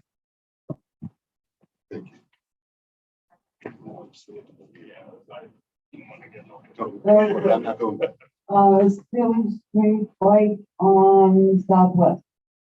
What's happening? The traffic light that's been in the works for 5 years. I don't have an update on that, but we can follow up and try to get more info. Great, get on that case. Not getting their case. Joanne. Right, so did you say they decided to put a loading zone on 49th between 5th and 6th? Like they made a decision already? No, so DOT has proposed adding 2 new loading zones on 49th Street between 5th and 6th Avenue. It's going to be 80 feet along Macarena. And they've also proposed adding another one at 5th Avenue between 47th and 48th Street. And that one is along the curve there. So more specifically, the first one is truck loading, and the second one is truck loading from 7 a.m. to 4 p.m. And then from 4 to 7 p.m. is 2-hour parking only. Or 2 hours. You can send your comments to the board, we collect them, we send them back, we can send them back feedback just as they propose things. We send the feedback just as we did with the other batch of loading cells. Okay, so like type. Send it to the board, email, Yes. And just to be clear, the Transportation Committee has asked DOT a number of times to come speak before this board about the neighborhood loading zone. And they have indicated that they do not have the capacity to meet with all boards about loading zones. And we have been very vocal on that. Are there any other questions from board members? Okay, moving on. Thank you so much, John. I appreciate it. And Antoinette. So I had noticed that the MTA is going to be holding hybrid meetings, about fair hikes, and I was just curious if that came up during the transportation committee meeting. That did not, but one thing that is related to fare hikes that would be useful to know is the MTA is also moving reduced fare customers onto Omni. So already, if you are a reduced fare customer, you can use Omni, and they did enumerate, you can watch YouTube, several categories of reduced fare Omni users. So you might want to explore that, recommend people who qualify, look into that. But that is converting to Omni this summer. Right now, if you have the app, you can already do it. But for the people who have reduced fare Metro cards, they're going to be mailed an Omni card to use as well. Okay, and I'll send out this information to the board to circulate widely, but there's going to be hybrid public hearing. There was one today, there's going to be one tomorrow and on Monday, in case anyone's interested in participation. Thank you. I will share that with the full board. Thank you, John. Moving on to the meeting last week, the joint committee meeting between Sanitation and Environment, Land Use, Landmarks, and Transportation Committees. And Diana will be speaking on the motion. Hi, if you don't know me, I'm Diana Gonzalez. I am the vice chair and therefore acting chair of the Committee on Sanitation and Environment. At this meeting, that was also with Land Use, Landmarks, and Transportation, we heard a presentation from the Department of City Planning about the City of Yes Carbon Neutrality Plan. This is a substantial number of amendments to the zoning code that would facilitate environmental sustainability. We considered, actually, so sorry, I have a lot of notes and they're all in scribbles. The plan is broadly by doing four things. It makes it easier to put up windmills and solar panels. It makes it easier to green buildings by removing barriers in the zoning code. It allows for much more electrical vehicle charging within parking garages, and it enables greater mitigation of stormwater runoff. We considered two questions. The first was there was an environmental assessment that said that there was no environmental impact study needed, and we also considered the text amendments themselves. Overall, there are a lot of positives, and I'm not really going to go into all of them because it's a community board. We're going to talk about what we didn't like. So one first, and by the way, this is not an exhaustive list of everything we didn't like because that would take too long. So I just made a selection for all of you. One was that the increase in electrification in terms of things like electrified boilers and greater EV charging, that's electrical vehicle charging, puts added strain on an already at capacity electrical grid. And this affects us in two ways. One is it requires greater reliance on the 3 peaker power plants that are in Community District 7. And another is that it increases the need for brownouts. And we know brownouts disproportionately affect lower income minority communities like Sunset Park. It allows the siting of electric substations of up to 10,000 square feet in residential neighborhoods, even in residential buildings, which struck a lot of people as kind of being a little wild. It did not address in any way the problem of last mile trucking facilities, and it also did not address part of it in any way. And it also failed to study the traffic safety implications of electric vehicles, which are a lot heavier and therefore a lot more dangerous. And then there were also security concerns raised about the distribution of electrical infrastructure and safety issues with battery storage. So that's sort of a broad overview of what concerned us. And so the committees voted at 18-0 with no abstentions for a resolution that does two things. One is request an environmental impact study that addresses the aforementioned concern, and secondarily to voice our support for the zoning amendments with the aforementioned and other conditions.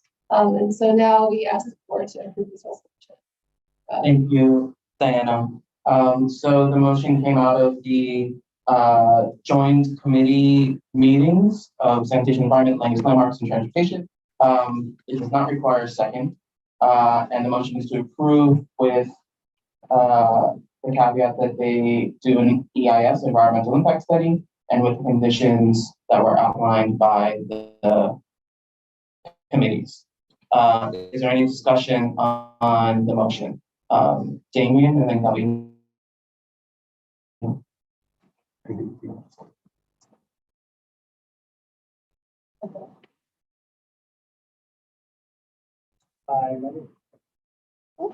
Donna?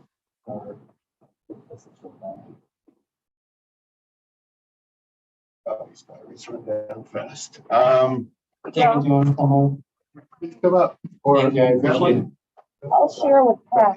Yeah, okay. thank you, Jeremy. Right. Hi, everyone. My name is Damien. Totally support it. I just one question, I guess, to provide a fellow amendment would be to make sure that, what is it? Not DOT. DCP. DCP to come back to the committee and provide us a report to say that these landlords wouldn't really take advantage of adding, like, a lot of solar panels are going to be added from these rezonings, battery storage, and etc. I just want to know that if they could give us 100% confirm that these landlords in our community won't use this as a way to raise up our rents, find ways, they mentioned that it will be provided with money, but at the end of the day, it's up to the landlord. They could just automatically raise up the rents. It's all up to them. It's just to make sure that our rents won't get risen due to these improvements, which is very supportive, but it's just, for low income community members, such as myself and many others, to make sure that we are still in our home, because we are still in the house prices and are still losing our so. I do believe this was actually brought up in the committee, and I think John took notes. He took very copious notes. I believe it is in there already, actually, that the cost implications for especially tenants are possibly substantial. Thank you. Yes. I'll just start writing this down. Thank you very much for having me. I am on the same committee for sanitation and environmental. So I just want to emphasize this country is not at war with Russia right now, but we do need to make sure we have some type of substantial reinforcements to our energy grids when it comes to electricity. So I am full support for electricity, energy, stuff like that. But we do need to secure our nation from any adversaries abroad. So for 2035, 2050, we want to become 100% energy efficient from electricity. We do need backup resources just in case they take down our electrical infrastructure. This is a serious matter. I just want to emphasize that we need to protect our energy grid in this nation. Thank you. Thank you, Vivian. Are there any other discussion items before we move to a vote? Seeing none, the motion is to approve letter of support for the first city of yes for carbon neutrality, with the caveat that they complete an EIS, environmental impact statement, and with the conditions aforementioned from the committee and the committee meetings. Board members who wish to vote yes on the letter of support and with conditions, you can indicate by raising your hand. Thank you. Are there any board members opposed? I have Jeremy Kaplan. Anybody else opposed? Marilyn Melman? Any abstentions?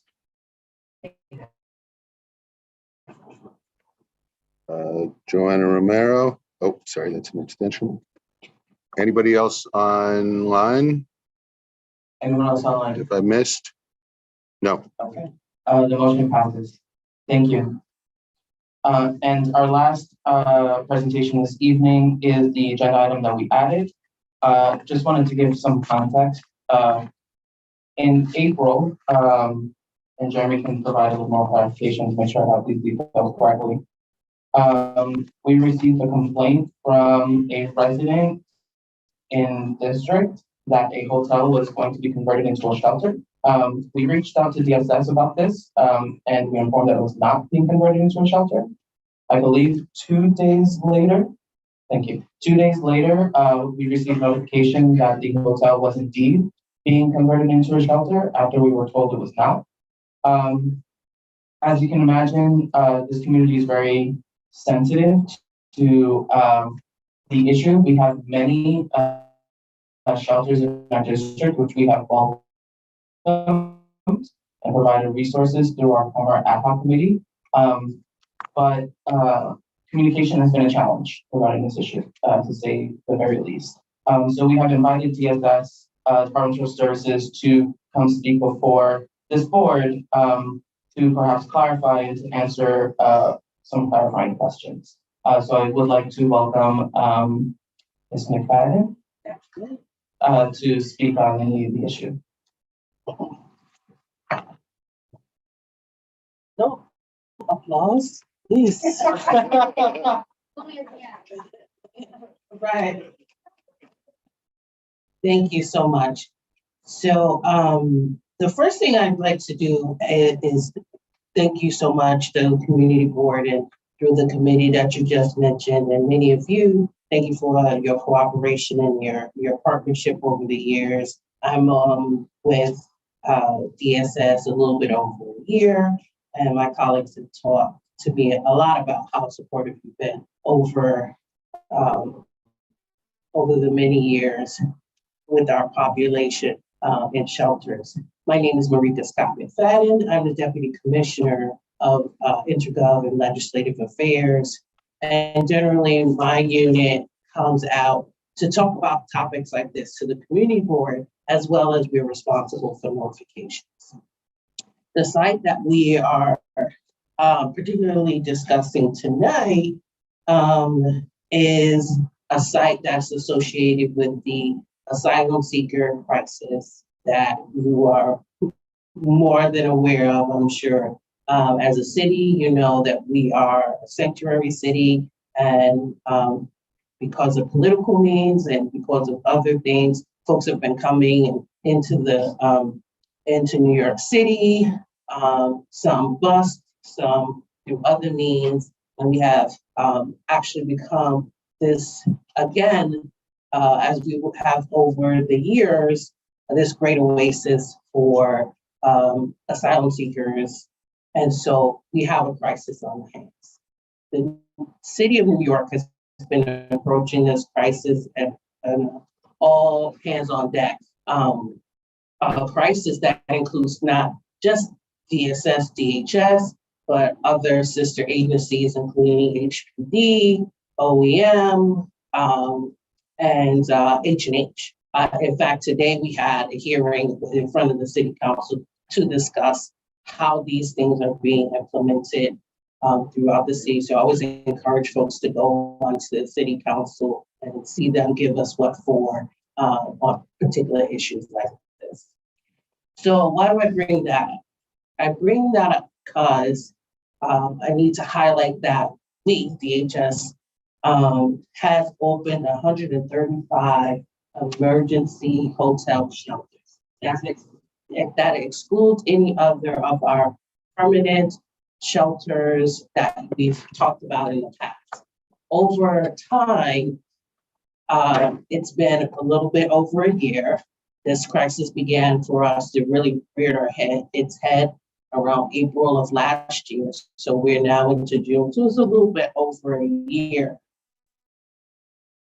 And so we've stood up for this crisis 135 emergency shelters and hotels. And that has been due to, thank you so much, because that's due to the city folks, the workers, the frontline folks that have really on the ground, making sure that we are able to house these individuals as they come in. Our census, our general census has nearly doubled due to the crisis. Again, I say these things to emphasize how the process, how rapidly the process has been moving forward. And now I will get to the specifics of this particular situation. This process is so fast, and it's so much like building the plane as it flies, takes off, but sometimes it feels like, building a plane as it's descending. That's what it feels like, this imminent woe, because we have to turn around things so fast. In this particular case, we were asked about a site. A site might be in negotiation for many different things. As I said, we have many different agencies working, and we can only work with the information that we have at the time.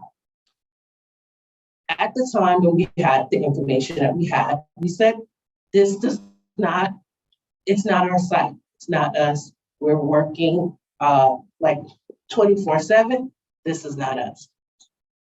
Now, 2 days later, it is us. Because of the pace that we're going, even when you see something that's visibly moving, that doesn't mean that it's us. And even when we step in for reasons best known to the effectuation of this crisis, we then have to report and make notification. Now, does that make it palatable or easy? No, it doesn't. Does it make us look like we have a little egg on our face? In this case, especially, yes, it does. But why am I here? I'm here because when you guys reached out and we talked about internally about what happened, what went right, what went wrong, and what the perceptions might be around transparency, it was worthwhile for me to come and stand before you and give you this explanation. Could have wrote a letter, you will get a letter.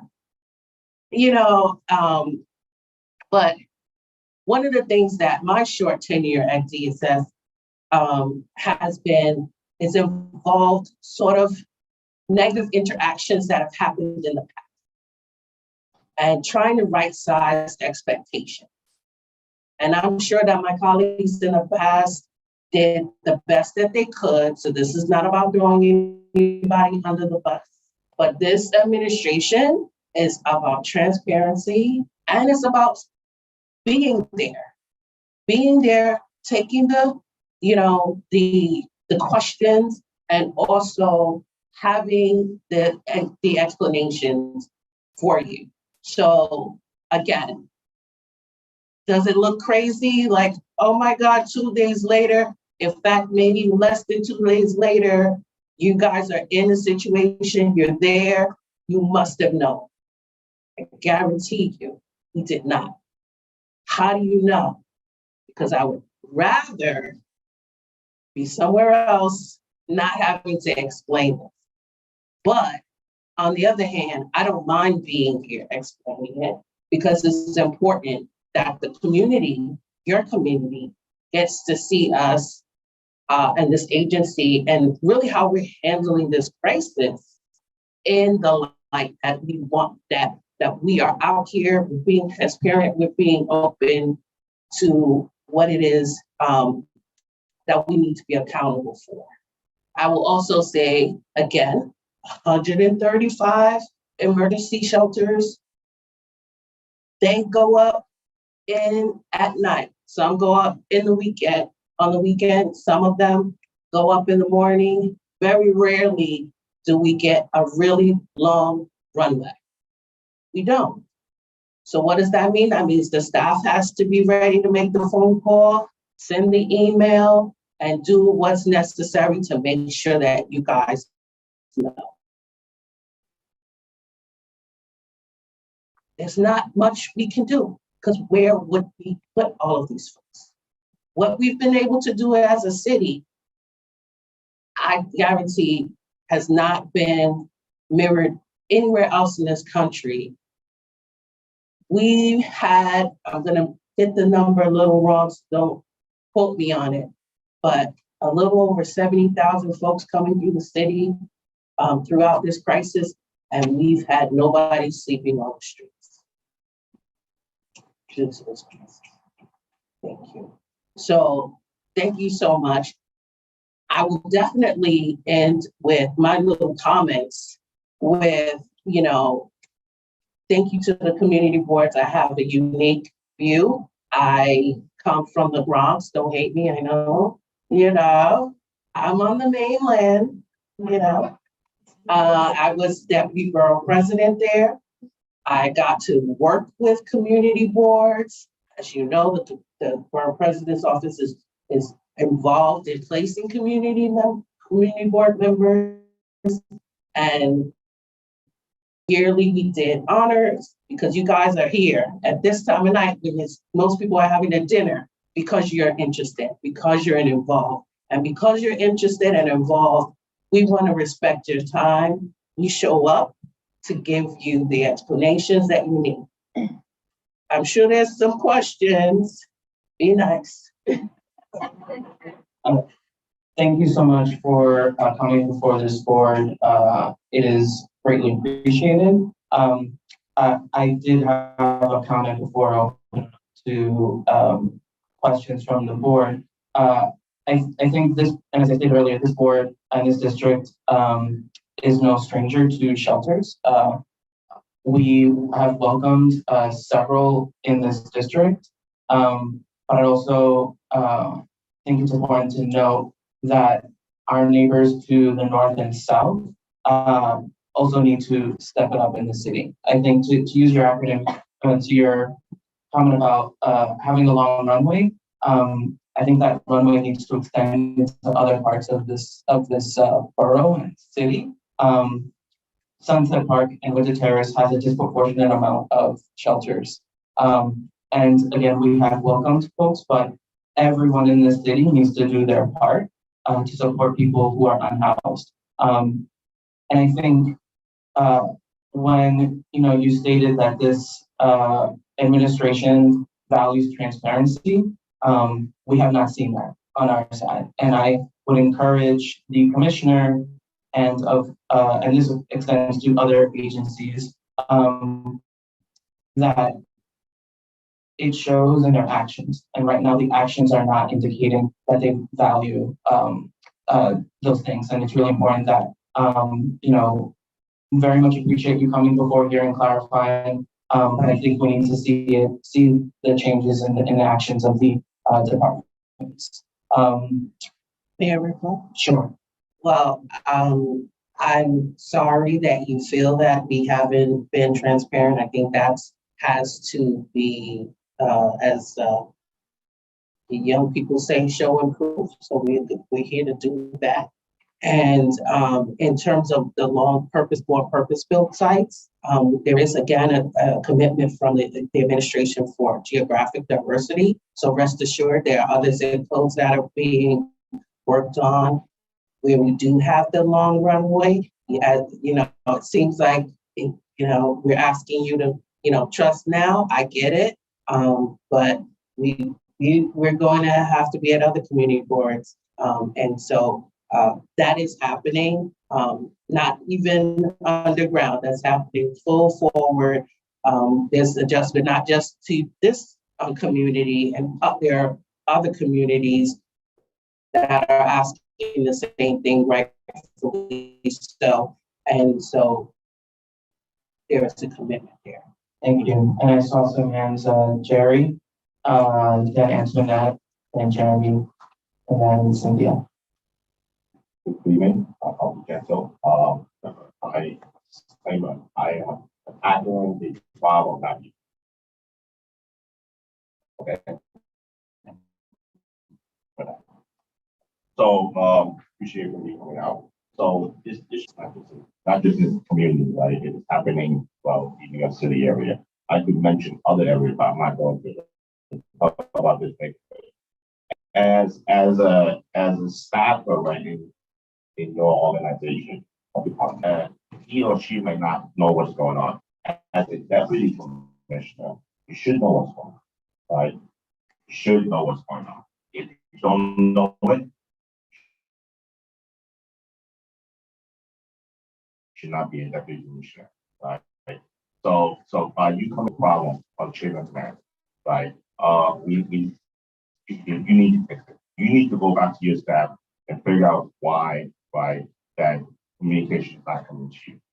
It's your associate or assistant commissioner blocking everything, not letting you know. But that's your issue that you have to deal with. Second thing that I want to talk about, you are 100% right. There's no people sleeping in the street that coming up from south. But we have a lot of people that did not come up from down south are sleeping on the street. What are you going to do about it? Okay, great that we're helping the people that are coming up south. We have people sleeping on the bridge. We have homeless people sleeping on 8th Avenue. We have homeless people sleeping on 5th and 6th Avenue. What are you doing about it? Thank you. That's my comment. Okay, so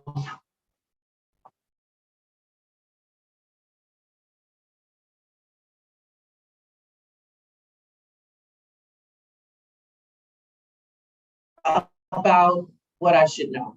I think you missed a little bit share. So much so that when some information is true and accurate, a day or so later, it may have changed in another direction. So that was my intention. Now I happen to like my job, sir. So I pay attention, and as deputy commissioner, I have a particular rank in the agency. So thank you for acknowledging that. My mother is also very proud of me.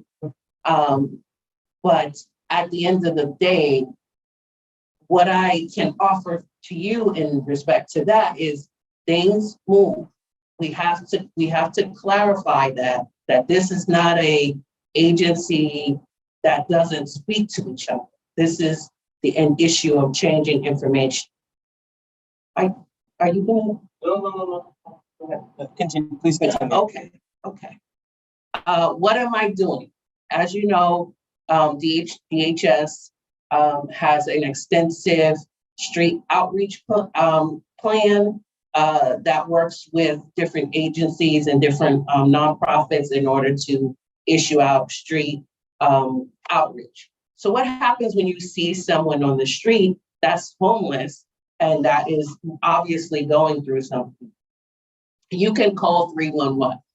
You should call 311. I know you can reach out to your community board as well, but that's your first line. You see someone who needs help. But let me tell you what happens when the community board sends me an email. I then forward this out to our street team that's going to investigate. They're going to do that fairly quickly. They do it regularly. Now, if they go up and they approach that person, you say they're between first and first, they find them, they say, ma'am, sir, you appear to be in need. Do you need services? They're going to talk to them and they're going to try to build trust. That doesn't happen in necessarily one outreach. It may take multiple outreaches to reach that person. And frankly, as we know, it may never happen that this person comes into shelter based on the outreach, but that is how we have to engage them, because we cannot physically remove someone from the street. That's not what outreach does. That's not the mechanism that we use. And so that's why we always encourage you to call 311, because if you make multiple calls, it will initiate more and more contact and will give an opportunity to say, hey, again, ma'am, sir, do you need something? Oh, you want water? I have water for you. That can build the trust. Oh, here's a drop-in center, which is a low barrier shelter that we have. You don't want to give us all your information? At least come inside. It's cold. Come in. This is where you can go. These are touch points that can lead a person into a low barrier shelter, another type of shelter that can then lead them into permanency. That is the goal. We don't have the luxury of saying it's not working. We can only just keep doing that process that we know eventually works. And when it happens, and I've seen it, and I've had many cases, it's the thing that keeps me, plugged in, and it's the thing that encourages me for the next step.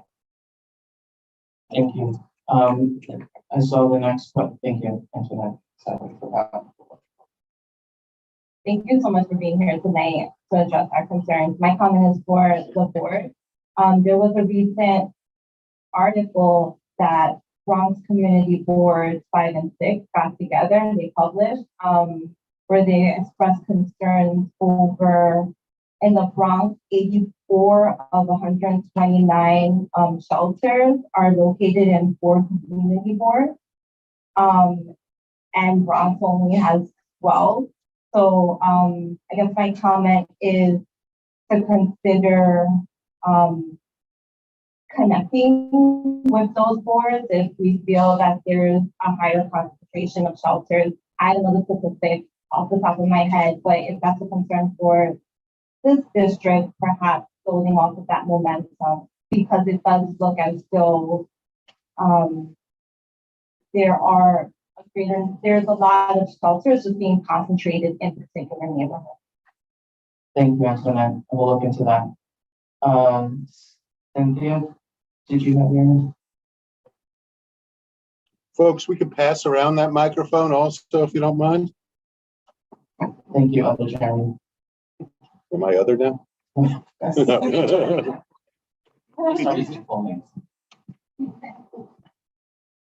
Lozada, thank you so very much for coming to address this very important issue to our community. And I just want to say that I support everything that our chairman has said earlier when he made his comment. I support what he has said because here we live it. So, one of the things you said is that the process moves quickly. Okay, and while I am sympathetic, every migrant here to this sanctuary city, prior to this occurring, we had 63,000 families, not individuals, families in the shelter system in New York City. So these people, wherever they're from, whether they're migrants or they're just homeless citizens, they end up in our community. And you mentioned that you're having conversations with other communities, meaning minority communities.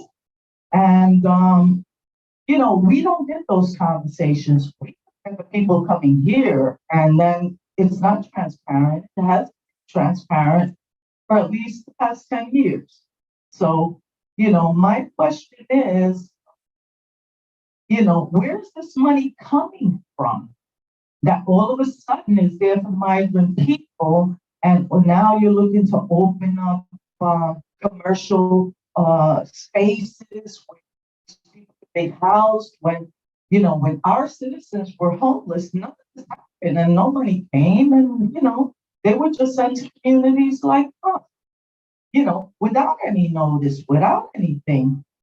So, I want. Where does it come from? That's my question. Okay. The 36,000 families, I think, might be referring to an all-time high at some point. So I think that number is, I'm saying 60, a little, got it flipped, I'm sorry. But at the same point to be made there, I think that number might have been a high point throughout the process. Why do I say that? We are nearly double our census prior to this crisis, prior to the beginning of this crisis, and then we're now at 70,000. So I feel that that may have been a height roughly around 2019 or so. And then we saw some drop in the homeless population that resulted in a lower census number that is now almost doubled in increase. So I just want to be clear that that number is not necessarily representative of where we were before the crisis began, but maybe another point when the population census was high. But at the end of the day, whether it's now or then, homeless, we know that one of the drivers of homelessness is housing affordability. So at the end, so it's not just a question of homelessness, but it's based on like affordable housing. We have rent burden folks in the city. We have enormous folks that are numbers of folks that make a roughly 50,000 and more than 50% of their income is going into their rent at a time. So DSS is primarily a homeless prevention model. So there's a lot of things that go into preventing homelessness in terms of helping at evictions, HRA benefits and services, one-shot deals, all of that is geared toward decreasing the population around the homeless population. So that is always the goal and part of the work that's being done. I just want to also clear that when I say other communities, I mean other communities other than the one I'm standing in right now. Not other communities suggesting a minority community or any other community like such as that. I'm in this community, I'm fully present. We have these conversations in other communities.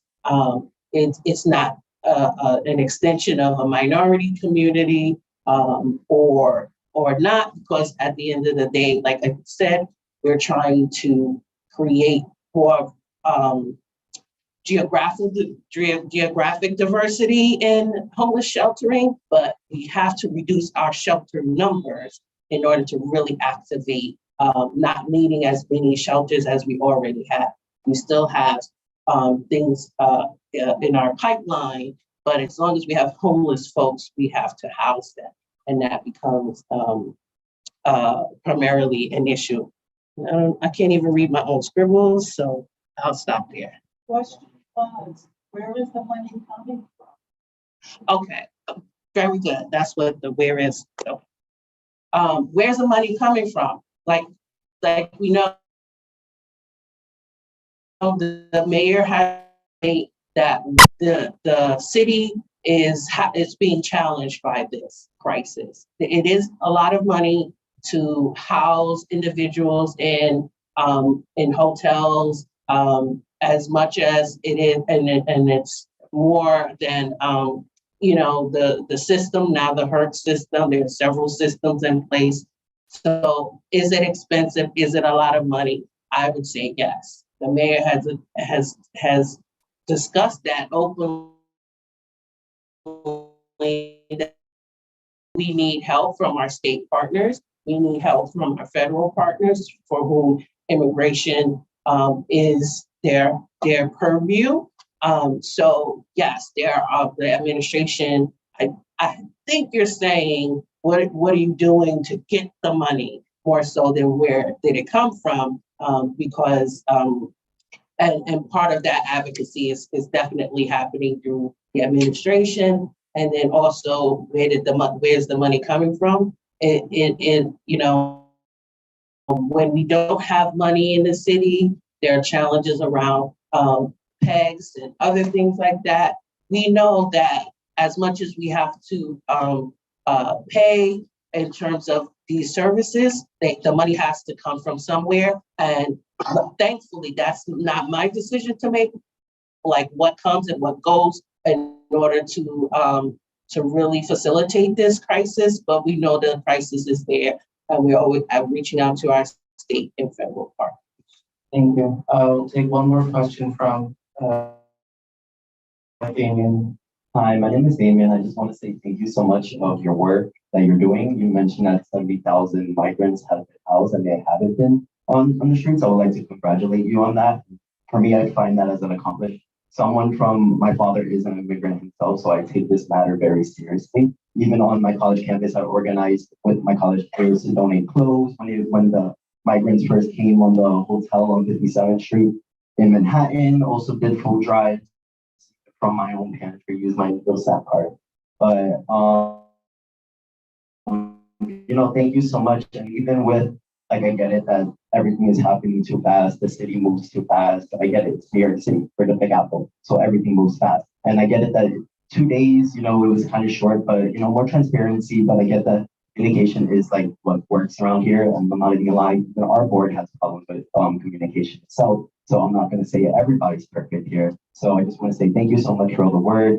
I definitely would like to see like even more shelters, even throughout the whole community, not just Sunset Park, but I definitely do agree with a little bit more because definitely help the people. And I definitely agree, the migrants need help, the people on the streets need help. But at the end of the day, like when you mentioned the affordability crisis, it doesn't make it easier when we have a mayor and elected officials, New York State and the city council, who back private developers. For instance, we could see like these condos being built. There's a condo being built on 33rd Street and 4th Avenue, market rate, $4,000, $2,000 for a bedroom apartment. And you say that's all affordable? That's the reason why we can't house these people, why we can't house our New Yorkers, why we can't house these migrants as fast. Because we have elected officials who take money from the real estate industries so they could just back them with the 421A. So they could get tax exempt, make it easier for the wealthy to move in our neighborhoods, make it easier for us to get gentrified, and all of that plays a part. So if we, and plus we have a mayor who's also cutting back on public education. You need $60 million from my Brooklyn College, like stuff like that. And also, to back the police, not to worry that issue, but to cut that and then increase the police budget by $1 billion, we could use that $1 billion for ourselves, housing, social housing, making more community land trusts, as a public bank for New York. So we could really invest in our communities that we really need and actually house people, because at the end of the day, we're all human. And I don't believe that we should be paying for rent in general to live. It's living. We're all on earth. And yeah, thank you. Thank you. I just want to say thank you to you. I feel like this work, that the folks that really need to thank you are the frontline people who are every day interacting with clients, who are going out on the street, doing outreach, who are in the shelters, who are putting up shelters, at missing out on their time with their families in order to execute these rather extreme conditions. So I will take that thank you and I will share that to them and let them know that they have an ally. I mean, he's just vocal. I know everybody here is an ally. Thank you. And I believe our district manager, Jeremy, did want to add something. Nice. So my name is on that letter, and I stand by everything that was written in it. And one thing that I think people took some offense to at the agency was the term lied, and I still believe we were lied to. But one thing that I think could clarify that, which we asked about in the letter, was we asked for copies of the contracts with both the hotel and the service provider to see what date they were signed. That will clarify whether or not it was a 2-day lag, or perhaps there were contracts signed before. So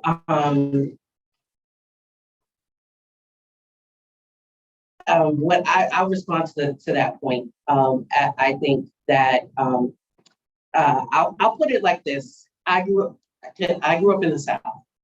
I was born in Georgia, and so there might be some cultural differences. But that was something we couldn't, I couldn't say you lied, because that was like the worst thing you could say to someone, that to accuse them of being a liar. That was like the worst thing you can say. So I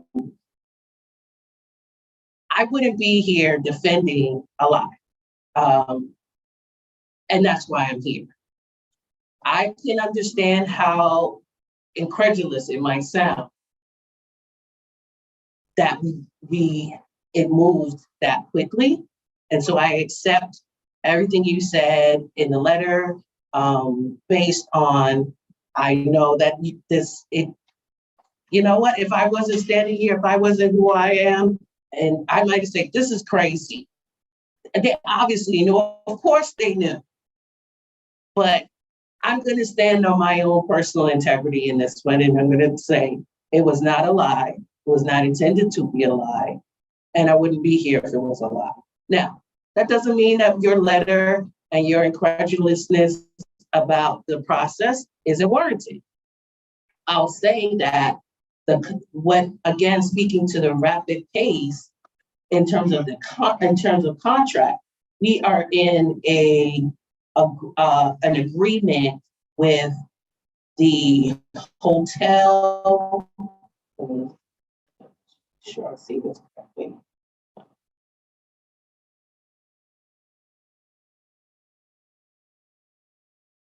In terms of the contract itself, the contract, there's not a signed contract in place that this is part of a hotel agreement, an agreement with the hotel association. So at a larger scale, how this is scaled out with hotels is working with the hotel association, which makes doing this on a larger scale throughout the boroughs and throughout the city, completely throughout the city, more of a more possible. And it's not a individual hotel all the time. And so that doesn't represent a contract that you would have, and you would be able to see. What is there an existing agreement? Yes, it's in place with the hotel association that helps those smarter than me stand up these in such rapid pace. Does that make sense to you? And the service provider? The service provider is Changing Lives Christian Center. And when was their contract signed for that site? Well, I'd like to, I'm not sure in this case, because, and I'll get back to the board on this, but many of the shelters that I talked about, 135 of them, are stood up with DHS, overtime, and staff from other areas that volunteer. There's National Guard who do administration work, and they stand up very quickly with just that sort of skeleton crew. And as we bring a provider on, sometimes the provider is not on right away from day one when we need that capacity. So if a busload of folks come in today, we may need a hotel, and the provider may not be ready or staffed up, and we have to put our folks in overtime. We have to put our National Guard, who only do administration, by the way, and no security involved there. And our folks will stand that up. And so a provider may not have been on this site at day one, and we will bring them on as they bring capacity. And we want to always acknowledge the smaller providers, such as a Changing Lives Christian Center, and there are many who have really stepped up, doing work that they have not necessarily done before. They do nonprofit work, and some work with migrants and asylees in other capacities, and they stood up and said, we want to help out in this way. So I will check on when this provider came. Thank you. Thank you. I want to thank you for. I would feel better if you smiled a little bit.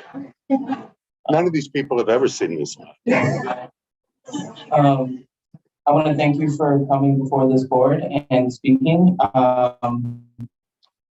It will not be the last time we communicate with you in your office, but I appreciate you. I appreciate you coming before this board, particularly on this issue and a number of issues that we've been working on. So I appreciate you coming.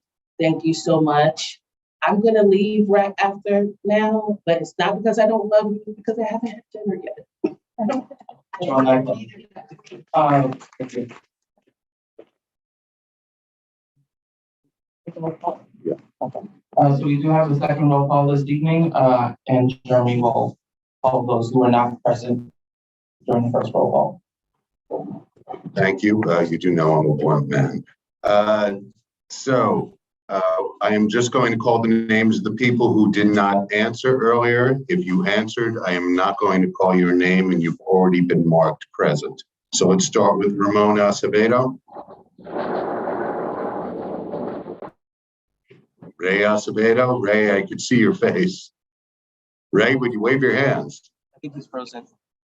Okay. I think he's frozen. Yes. Ray? May I count him? Yes, please do. Thank you. Ray, I got you. Christina Das. Beatrice DeSapio. Kin Fung. Kenny Guan. Nicole Huang. Thank you. John Johnston. Jeremy Kaplan. Thank you. Barbara Lee. Christina Lem. Paul Mack. Marilyn Melman. Here. Thank you. Rosie Moda. I'm sorry. Thank you. Patricia Ruiz. Here. Victor Swinton. Yeah. Thank you. Catherine Walsh. Roll was called. Thank you. So moving on to elected officials report. I'm going to ask that you keep this 1 minute or less. 1 minute challenge. Starting with Congressman Dan Goldman's office, Myra Molina. Right next to you, there's a mic. Or you can come up. You can come up. Yes, yes. Why don't you tell the next person to be ready? Yeah, the next person after that is Senator Chu's office, Jane. Hi, everyone. For all those that have met with me, my name is Myra Molina. I was born and raised in Sunset Park. Before taking on this role, I was also a board member for a few months. So I just have a quick legislative update. Although the Congressman Goldman isn't here to talk with the board, he has passed several bills and several letters regarding the migrant crisis going on in Central Park and in New York City, and also other issues regarding affordable housing and also public benefits for Central Park residents. After the issue with Central Park and the public school, our office and Dan urged New York and universities to shelter migrants. And while that may not have been a solution for all universities, they did offer services and took leadership, such as providing pro bono clinics and other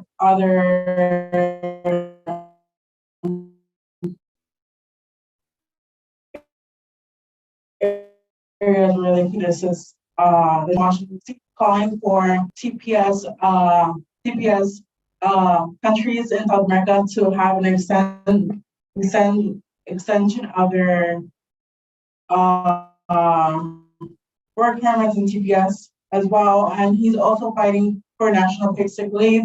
While a lot of residents in Central Park may be deliveristas or may have not corporate job, he is fighting for everyone to have the opportunity to stay home when they feel like they need to do so. He also joined the Renters Caucus as a volunteer member. We're in a crisis with inflation where we can't afford rent. Unfortunately, Central Park is going through gentrification as well. So we need to figure out a way to have affordable housing for everyone. Thank you very much. Thank you, Maria. Jane. And then after that, President's office. Hi, everyone. My name is Jane Duong. I am the Chief of Staff of Senator Elaine Chu. And I want to open by saying happy graduation season to the parents and grandparents in this room. The achievement is for the kids as well as yours. As summer approaches, we are seeing more fires, especially in the Sunset Park area. So our office is partnering with Red Cross to provide free fire alarm installation. Red Cross staff, you can sign up with our office, and the Red Cross staff can come to your house to install a free fire alarm for free. So if you or anyone you know who might need these services, please feel free to contact our office. And another thing that I wanted to say is that during the discussion earlier, I hear you loud and clear about the open meeting law. And I have to say that the law one is probably a little bit outdated. If you know what we have been doing the last few years has encouraged attendance, has increased accessibility, why can we continue that? So I'm going to bring this back to the office and see if there's any way that we can address this legislatively, and we'll keep you updated on that. And last but not least, our office is still expanding our summer internship program. And we're looking particularly for students who can speak Spanish and Chinese. If you know anyone who might be interested, I will leave my business card outside on the table. You can grab one on your way out, and please refer any, college or high school kids who might be interested. This is all for me. This is Thank you, Jane. Manya? And then after that, Councilmember Velez's office. Hello, everyone. I'm Manya, the Director of Policy with the Office of the Brooklyn Borough President. I have a few announcements for tonight. CEC appointments, and that's CEC standing for Community Education Council. Our office conducted initial interviews for phase 1 appointments through the Brooklyn Borough President's office. Those announcements will be very soon. But we should let you know that 2023-2025 elections for the CEC have been finalized and results are in. So if you would like to see who your new CEC members are, you can log into the DOE website to take a look.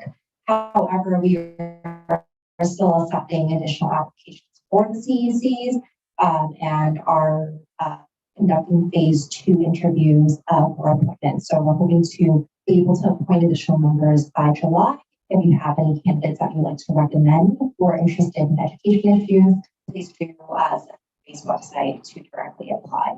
Now, CEC, the Civic Engagement Commission, currently is also in the process of coordinating the budgeting process. This is a little bit different than the capital process that City Council members have done in the past. This project would be geared towards discretionary funding.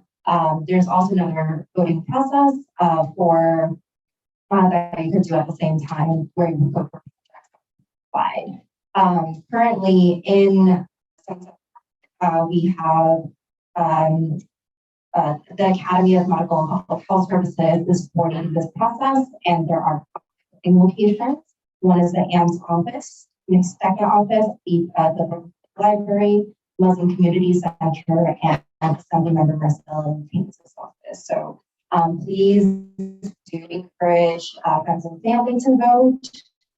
And I believe you are able to vote young as 11 years of age. So we encourage you and those family members to cast a ballot and find us on these sites.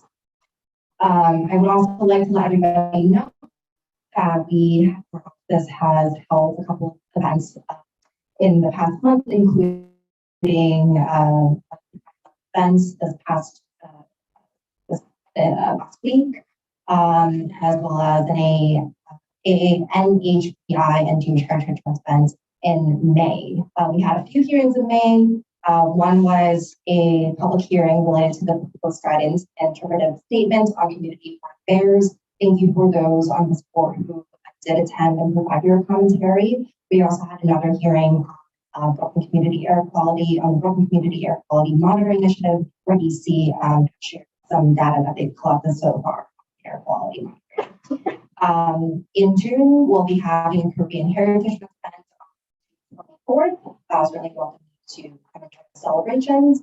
We'll also be holding a maternal health event in July. And then finally, we also have a live jazz concert that happening in our building, 30 that you too. And last thing that we'll let everybody know is that our website is transitioning.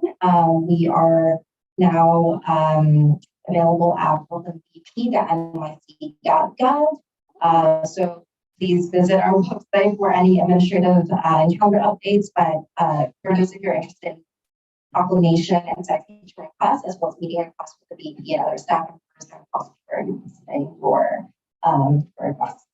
And that's it for me. Thank you so much. Thank you, Jane. Mania, excuse me. I'm so sorry. And lastly, Senator Gennardis' office, Jack Rubenstein.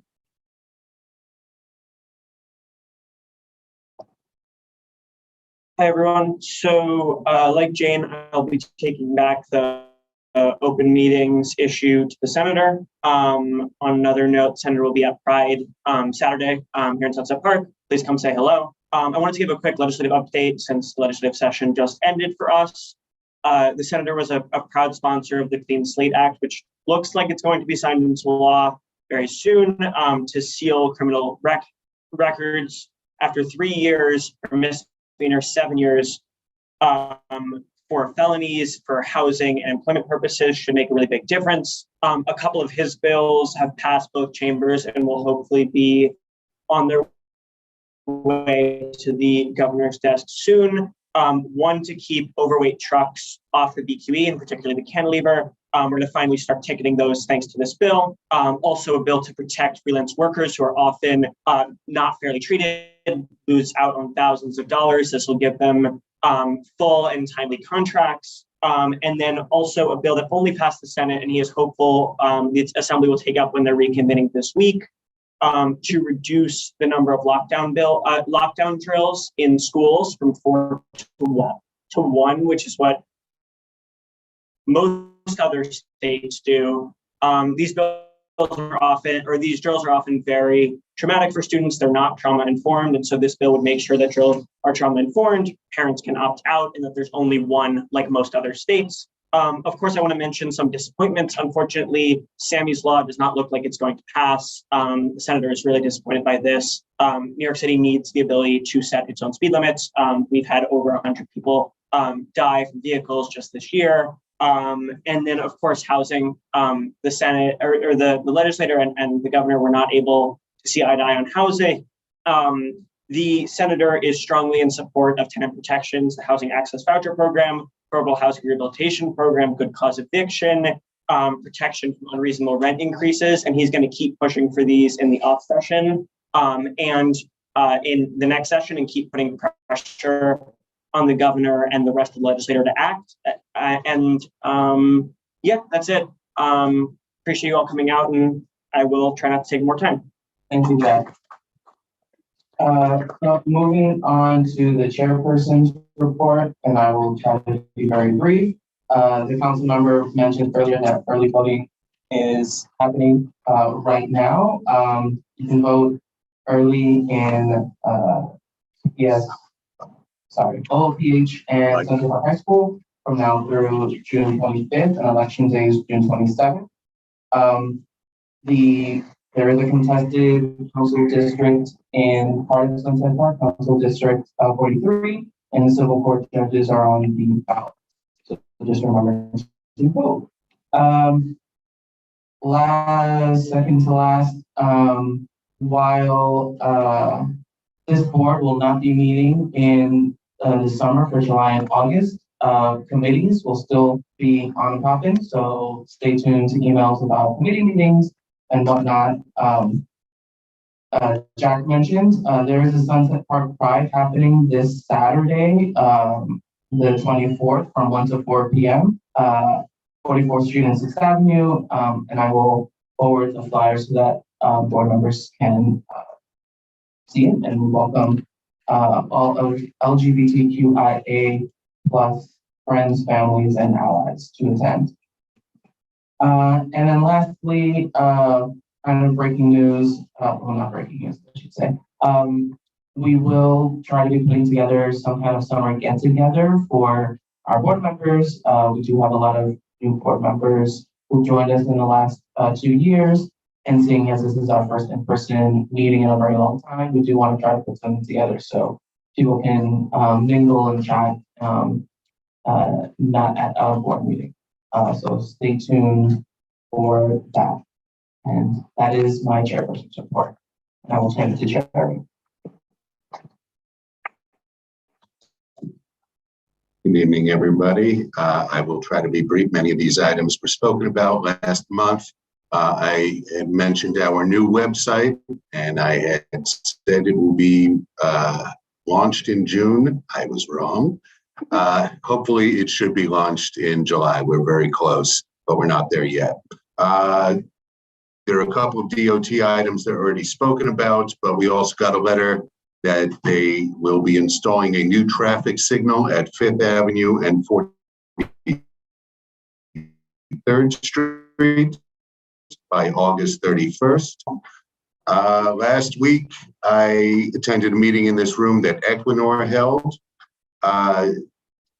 They mentioned a number of things, but the biggest things were they have hired their construction contractors for the wind facility at the South Brooklyn Marine Terminal. They have leased 10,000 square feet at Industry City for an education center, which is something this community board had requested.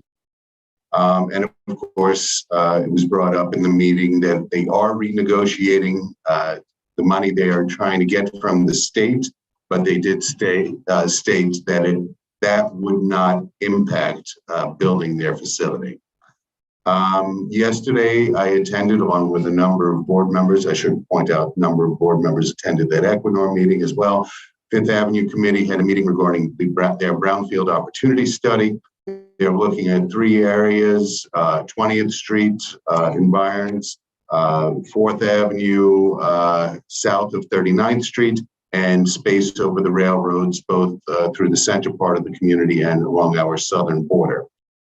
This was their second meeting. I was unfortunately not at the first one.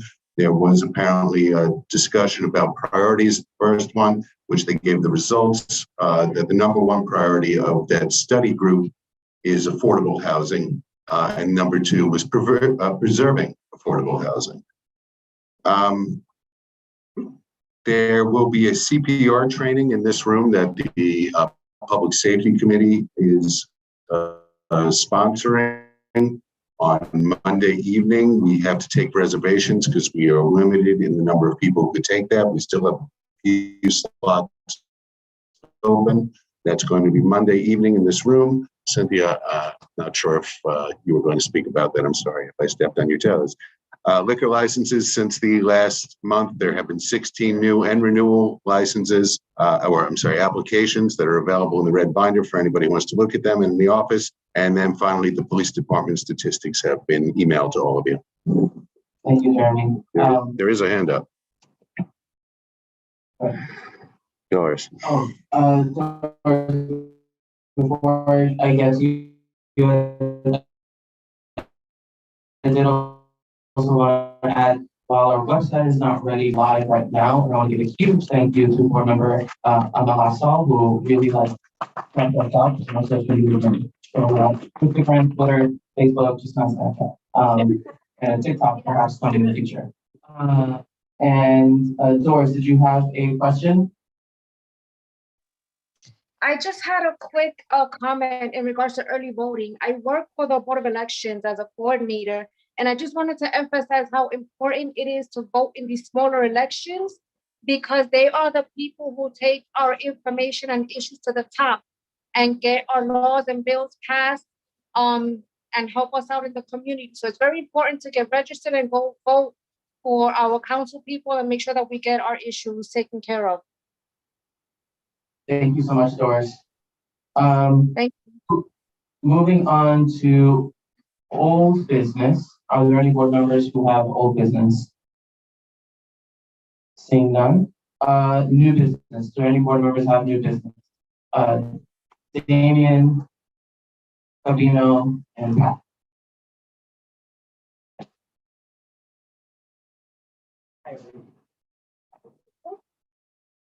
Please come up.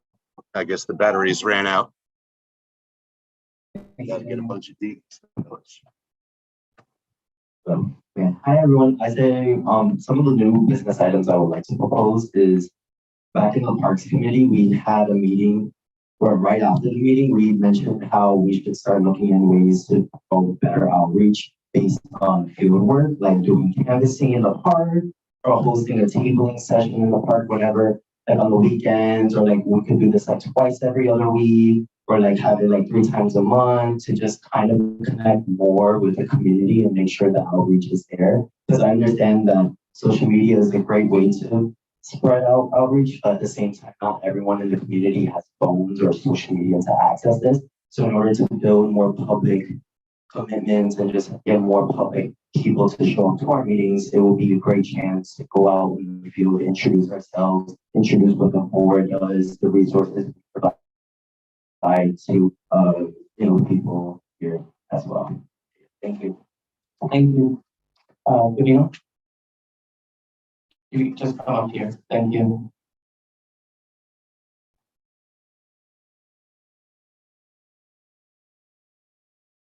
Thank you guys for hearing me out. My name is Sabino Morales. So I just wanted to say that I wanted to speak on to the lady who was here earlier before representing the New York City Mayor's office. I did take that to offense, the lady for DSS. That, maybe she's not the issue here, but the issue came from the top, which was the mayor's office. Regarding immigrants coming here, those are my brothers and sisters. I am an immigrant myself, and I wish that they came to us as a board office and a city agency to let us know what they were going to propose in our area. Not just for the immigrants here taking to offense, but to our neighbors here, citizens here that have children living in the area. I did personally have to fight with our neighbors for one of the schools here, so they wouldn't house the migrants in one of the schools, right? But that's because it's a safety issue. It's an issue where we have to stand together and push back to when the city or the mayor wants to put things down our throat, right? So we're not gonna allow that to happen. And I wish she was here to hear us out and bring that back to the mayor. But this goes out to the mayor himself, that if he wants to propose something here in our community board, in our district, we are gonna fight back. And if we're not gonna fight back, that means we lose everything here. But at the end of the day, we fought back. Even I was involved in one of the meetings at the school, PS 172, where we had children speaking up so they could use open up. And that's not possible. We're not gonna allow that to happen here. And we just advise that the New York City mayor's office make sure that anything that's gonna happen in our district, that they ask us first. Because we could be good allies, or we could go up against them. But we'd rather be good allies with them. And that's all I really say about that. Thank you very much, guys, for hearing me out. Thank you, Davina. Hi, my issue, and I text Julio about this, but I wanted to make it public comment, new comment. I know that we do not have a chair of our economic development area, but I think that we need to reach out to EDC, the Brooklyn Army Terminal, and find out how it is that they are having events. I was advised of 2 events that happened at EDC BAT. There was a wine event and there was a pride event. I don't know if it happened or if it's this weekend, but the fact remains that these 2 events were charging money. The pride event, the tickets were up to $10,000. Who is their audience? Why are they disregarding the community that was there for them when they were just beginning? Yes, I am guilty that I have not had a free, non-alcoholic family Boricua festival in 4 years. And maybe something like that is needed. When I started the process with an Army Terminal and EDC, one of the stipulations was that it would be non-alcoholic. And we kept to that. That has always been up. And I don't see that happening. What I'm seeing is concerts, which is great. But how affordable is it to the community that them be where they are today? If they are making money, which I'm sure there's got to be a percentage of ticket sales going back to the BAT and the EDC, what are they doing with that money? How are they bringing it back to Sunset Park? Are they doing free events in the pier for us? I'm angry, extremely angry. I could say a few choice words, but not. But I would really like to have someone from EDC and BAT come here and explain to us what the process is and why we are not included. Give us some freebies, something. The $10,000 tickets to see Christina Aguilera, come on. How are they doing this seating chart? When we did Boricua Festival, it was so hard for us to hold 10 rows for VIP seating. How the hell are they doing? And why aren't they giving us that? Thank you. Thank you, Pat. I can understand maybe if it was Taylor Swift, but moving on to public comment. I see lots of hands up for public comment. You can come speak up. I'm forgetting my words already. You can come up here. So Pat, Sarah, Roxanne. I think you meant Cynthia. Pat and Cynthia. You are tired. And Jeremy, not only stuck on my toe, you broke it. I just have a question. So for committee meetings, are we required to hold them in the space or can they be held in other spaces? So public comment is for comment, but I will, So I would like to comment that we should be able to hold committee meetings in spaces other than here. wholeheartedly agree. Okay, thank you. Thank you. Sarah? In terms of the bus redesign, I would like to flag and mention that the loading zones would mean less parking. It was mentioned that 2 new loading zones would be on 49th Street and 5th Avenue, and the other one will be on 47, between 47 and 48th Street. I didn't catch which avenue that was. Also 5th Avenue. Please, I would like to, again, flag and be mindful that whether it's the B11, the B63, or the B37, those are all near NYU's family health centers, particularly the Sunset Terrace site, which is a robust collaborative care site where parking will be reduced for patients and not to mention residents of their community. So loading zones in that area, again, I'm not sure who scouts these areas or if anybody even goes out there, but 49th Street, we're already having issues with like merchants coming out of their 6 feet off the business out into almost the sidewalk, leaving no space for any type of ADA accessibility, not to even mention just regular old patients, trying to visit the site. Again, I must stress that this is a collaborative care facility. So there's not one type of service there, there's multiple services there, including pharmacy. Thank you. Thank you, Sarah. Roxanne?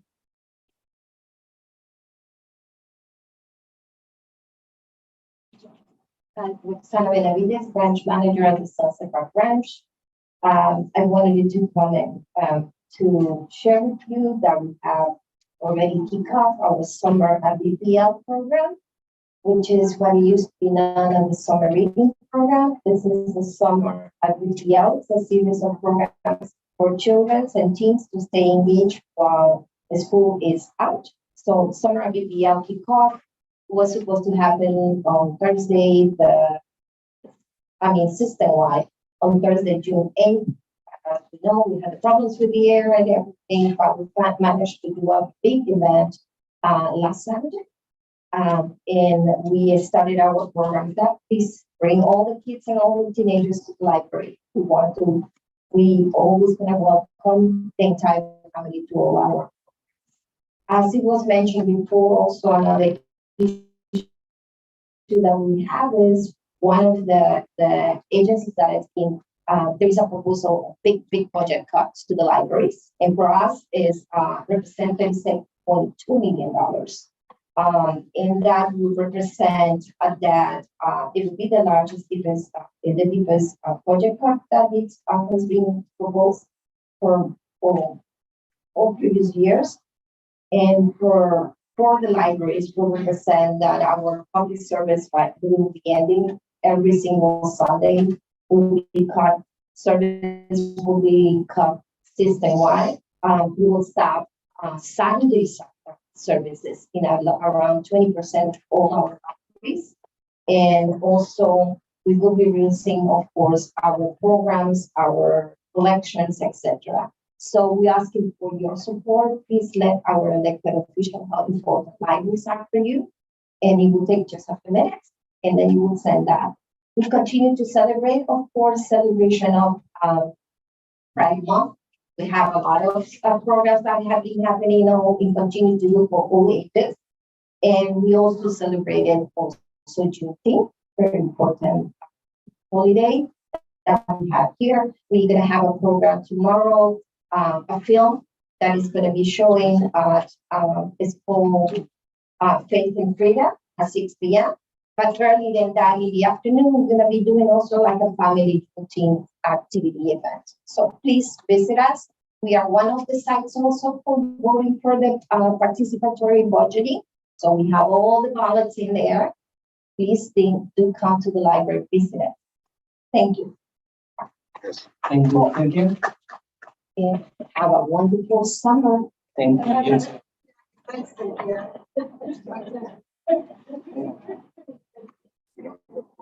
I want to begin by saying I'm sorry that I missed the new business to let the board know that Maimonides Medical Center has asked the health committee to do a series of events for the community.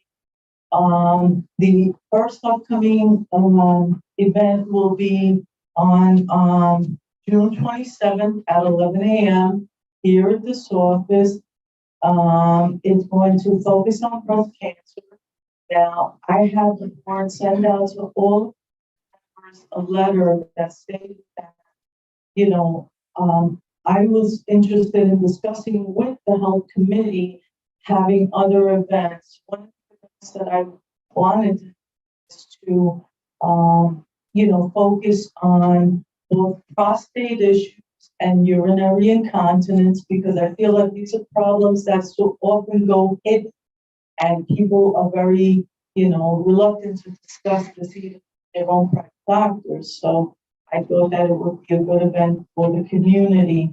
Also, I would like to see Maimonides sponsor events that deal with psychological issues as well. One of the things that I would like to see is something postpartum depression, postpartum psychosis, among other things. There's a lot of things that I would like to get on. So I'm inviting everyone to come on June 27th. That can come here to the community board office for the first round of presentations. Maimonides has offered to provide food and, like goodie bags to give away. But since we're in public comment, I would like to say something on that. And that's that I feel that, you know, our elected officials are reaching out to the Red Cross to get fire alarms for people. My thoughts are, isn't this the responsibility of the homeowner or the landlord? Isn't that a law that they're supposed to provide that? Why are we using public resources to do something that should already be there? That should be, that the money should go into investigating why these things are not in people's homes. And that's it. Thank you. Have a wonderful summer, everyone. Thank you, Cynthia. Before we continue, as a matter of parliamentary procedure, at 9:28 p.m. we lost quorum. This meeting is officially adjourned. However, we will continue with public comment in an unofficial capacity. Jonathan, John. I gave you a new name tonight. You're giving a lot of new names. I don't know what's going on. Okay, I'm gonna start my 3-minute timer. I know it's very late. Thank you for the time. I just had 2 requests or 2 comments. Again, my name is John Santor. I live on 56th Street. I take minutes for the Waterfront and Economic Development Committee, or at least I think I do, in that I was appointed 2 years ago to do that. I'm not a board member, I'm a public member. We don't have chairs of that committee. I'm strongly asking for the board to reactivate that committee. The last time that committee met was in April. We lost quorum at that meeting. We could not take action. So the previous meeting was in February. My concern is that if we don't appoint a chair soon, it'll be September or October before that committee meets again. The responsibilities of that committee are enormous. Every part of that waterfront, I mean, collectively, it's worth billions of dollars. There are enormous projects happening. SBMT is obviously an enormous project. I often try to draw attention to the Made in New York campus, which continues to move ahead. I have been speaking out along with others for years about this project. It is a $323 million public money project. 1.5 million square feet has been committed to this project. I believe it is an extremely anti-democratic and untransparent project. Everything this board stands for on every issue calls for more engagement, more transparency, more discussion. This is a project that never came before this board in any meaningful way. It never came before this committee. It's from February of 2017. It was announced with no prior notice.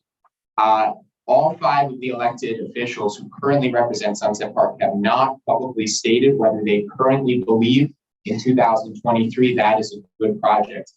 I do not support the project as discussed. I completely understand if people do, and I encourage people who support the project to explain why. That is the discussion that the community deserves, but it's not going to get it if we don't have spaces where those discussions can take place. And that is one of the many, many reasons why we must have an economic development and waterfront committee as soon as possible. So I really ask the board to do that. And with my last 20 seconds, I just want to also ask the board to work with the committees to try to see if people are happy with the way committees are functioning. Are committee members happy with how often committees meet? Are they happy with how agendas are set? Are they happy with the way information is or is not shared? And if people are not happy, I would encourage the board to work together to try to make sure everybody is as involved as possible to make that happen. So thank you very much for your time. Thank you, John. Not Jonathan. Any other public comment?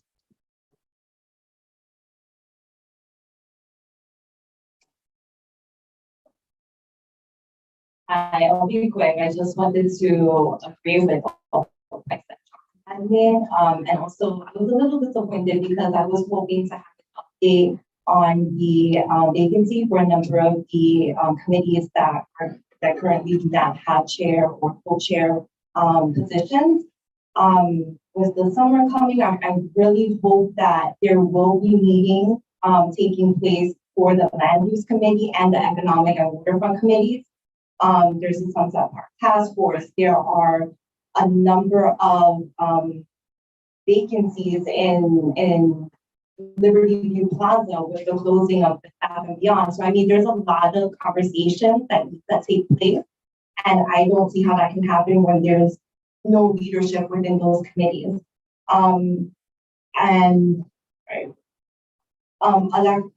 Council member Alexa Vilas at the beginning of the meeting, she had mentioned that on the 29th, there's a public hearing regarding industrial manufacturing zones. I really hope that at least in July, the Economic and Waterfront Committee could hold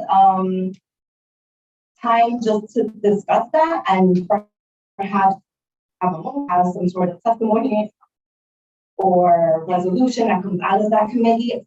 I tried finding more information about that and I couldn't. It sounds very important. So hopefully we'll be able to follow up on that. And then also have more information regarding the community land use project from Alexa Vila's office.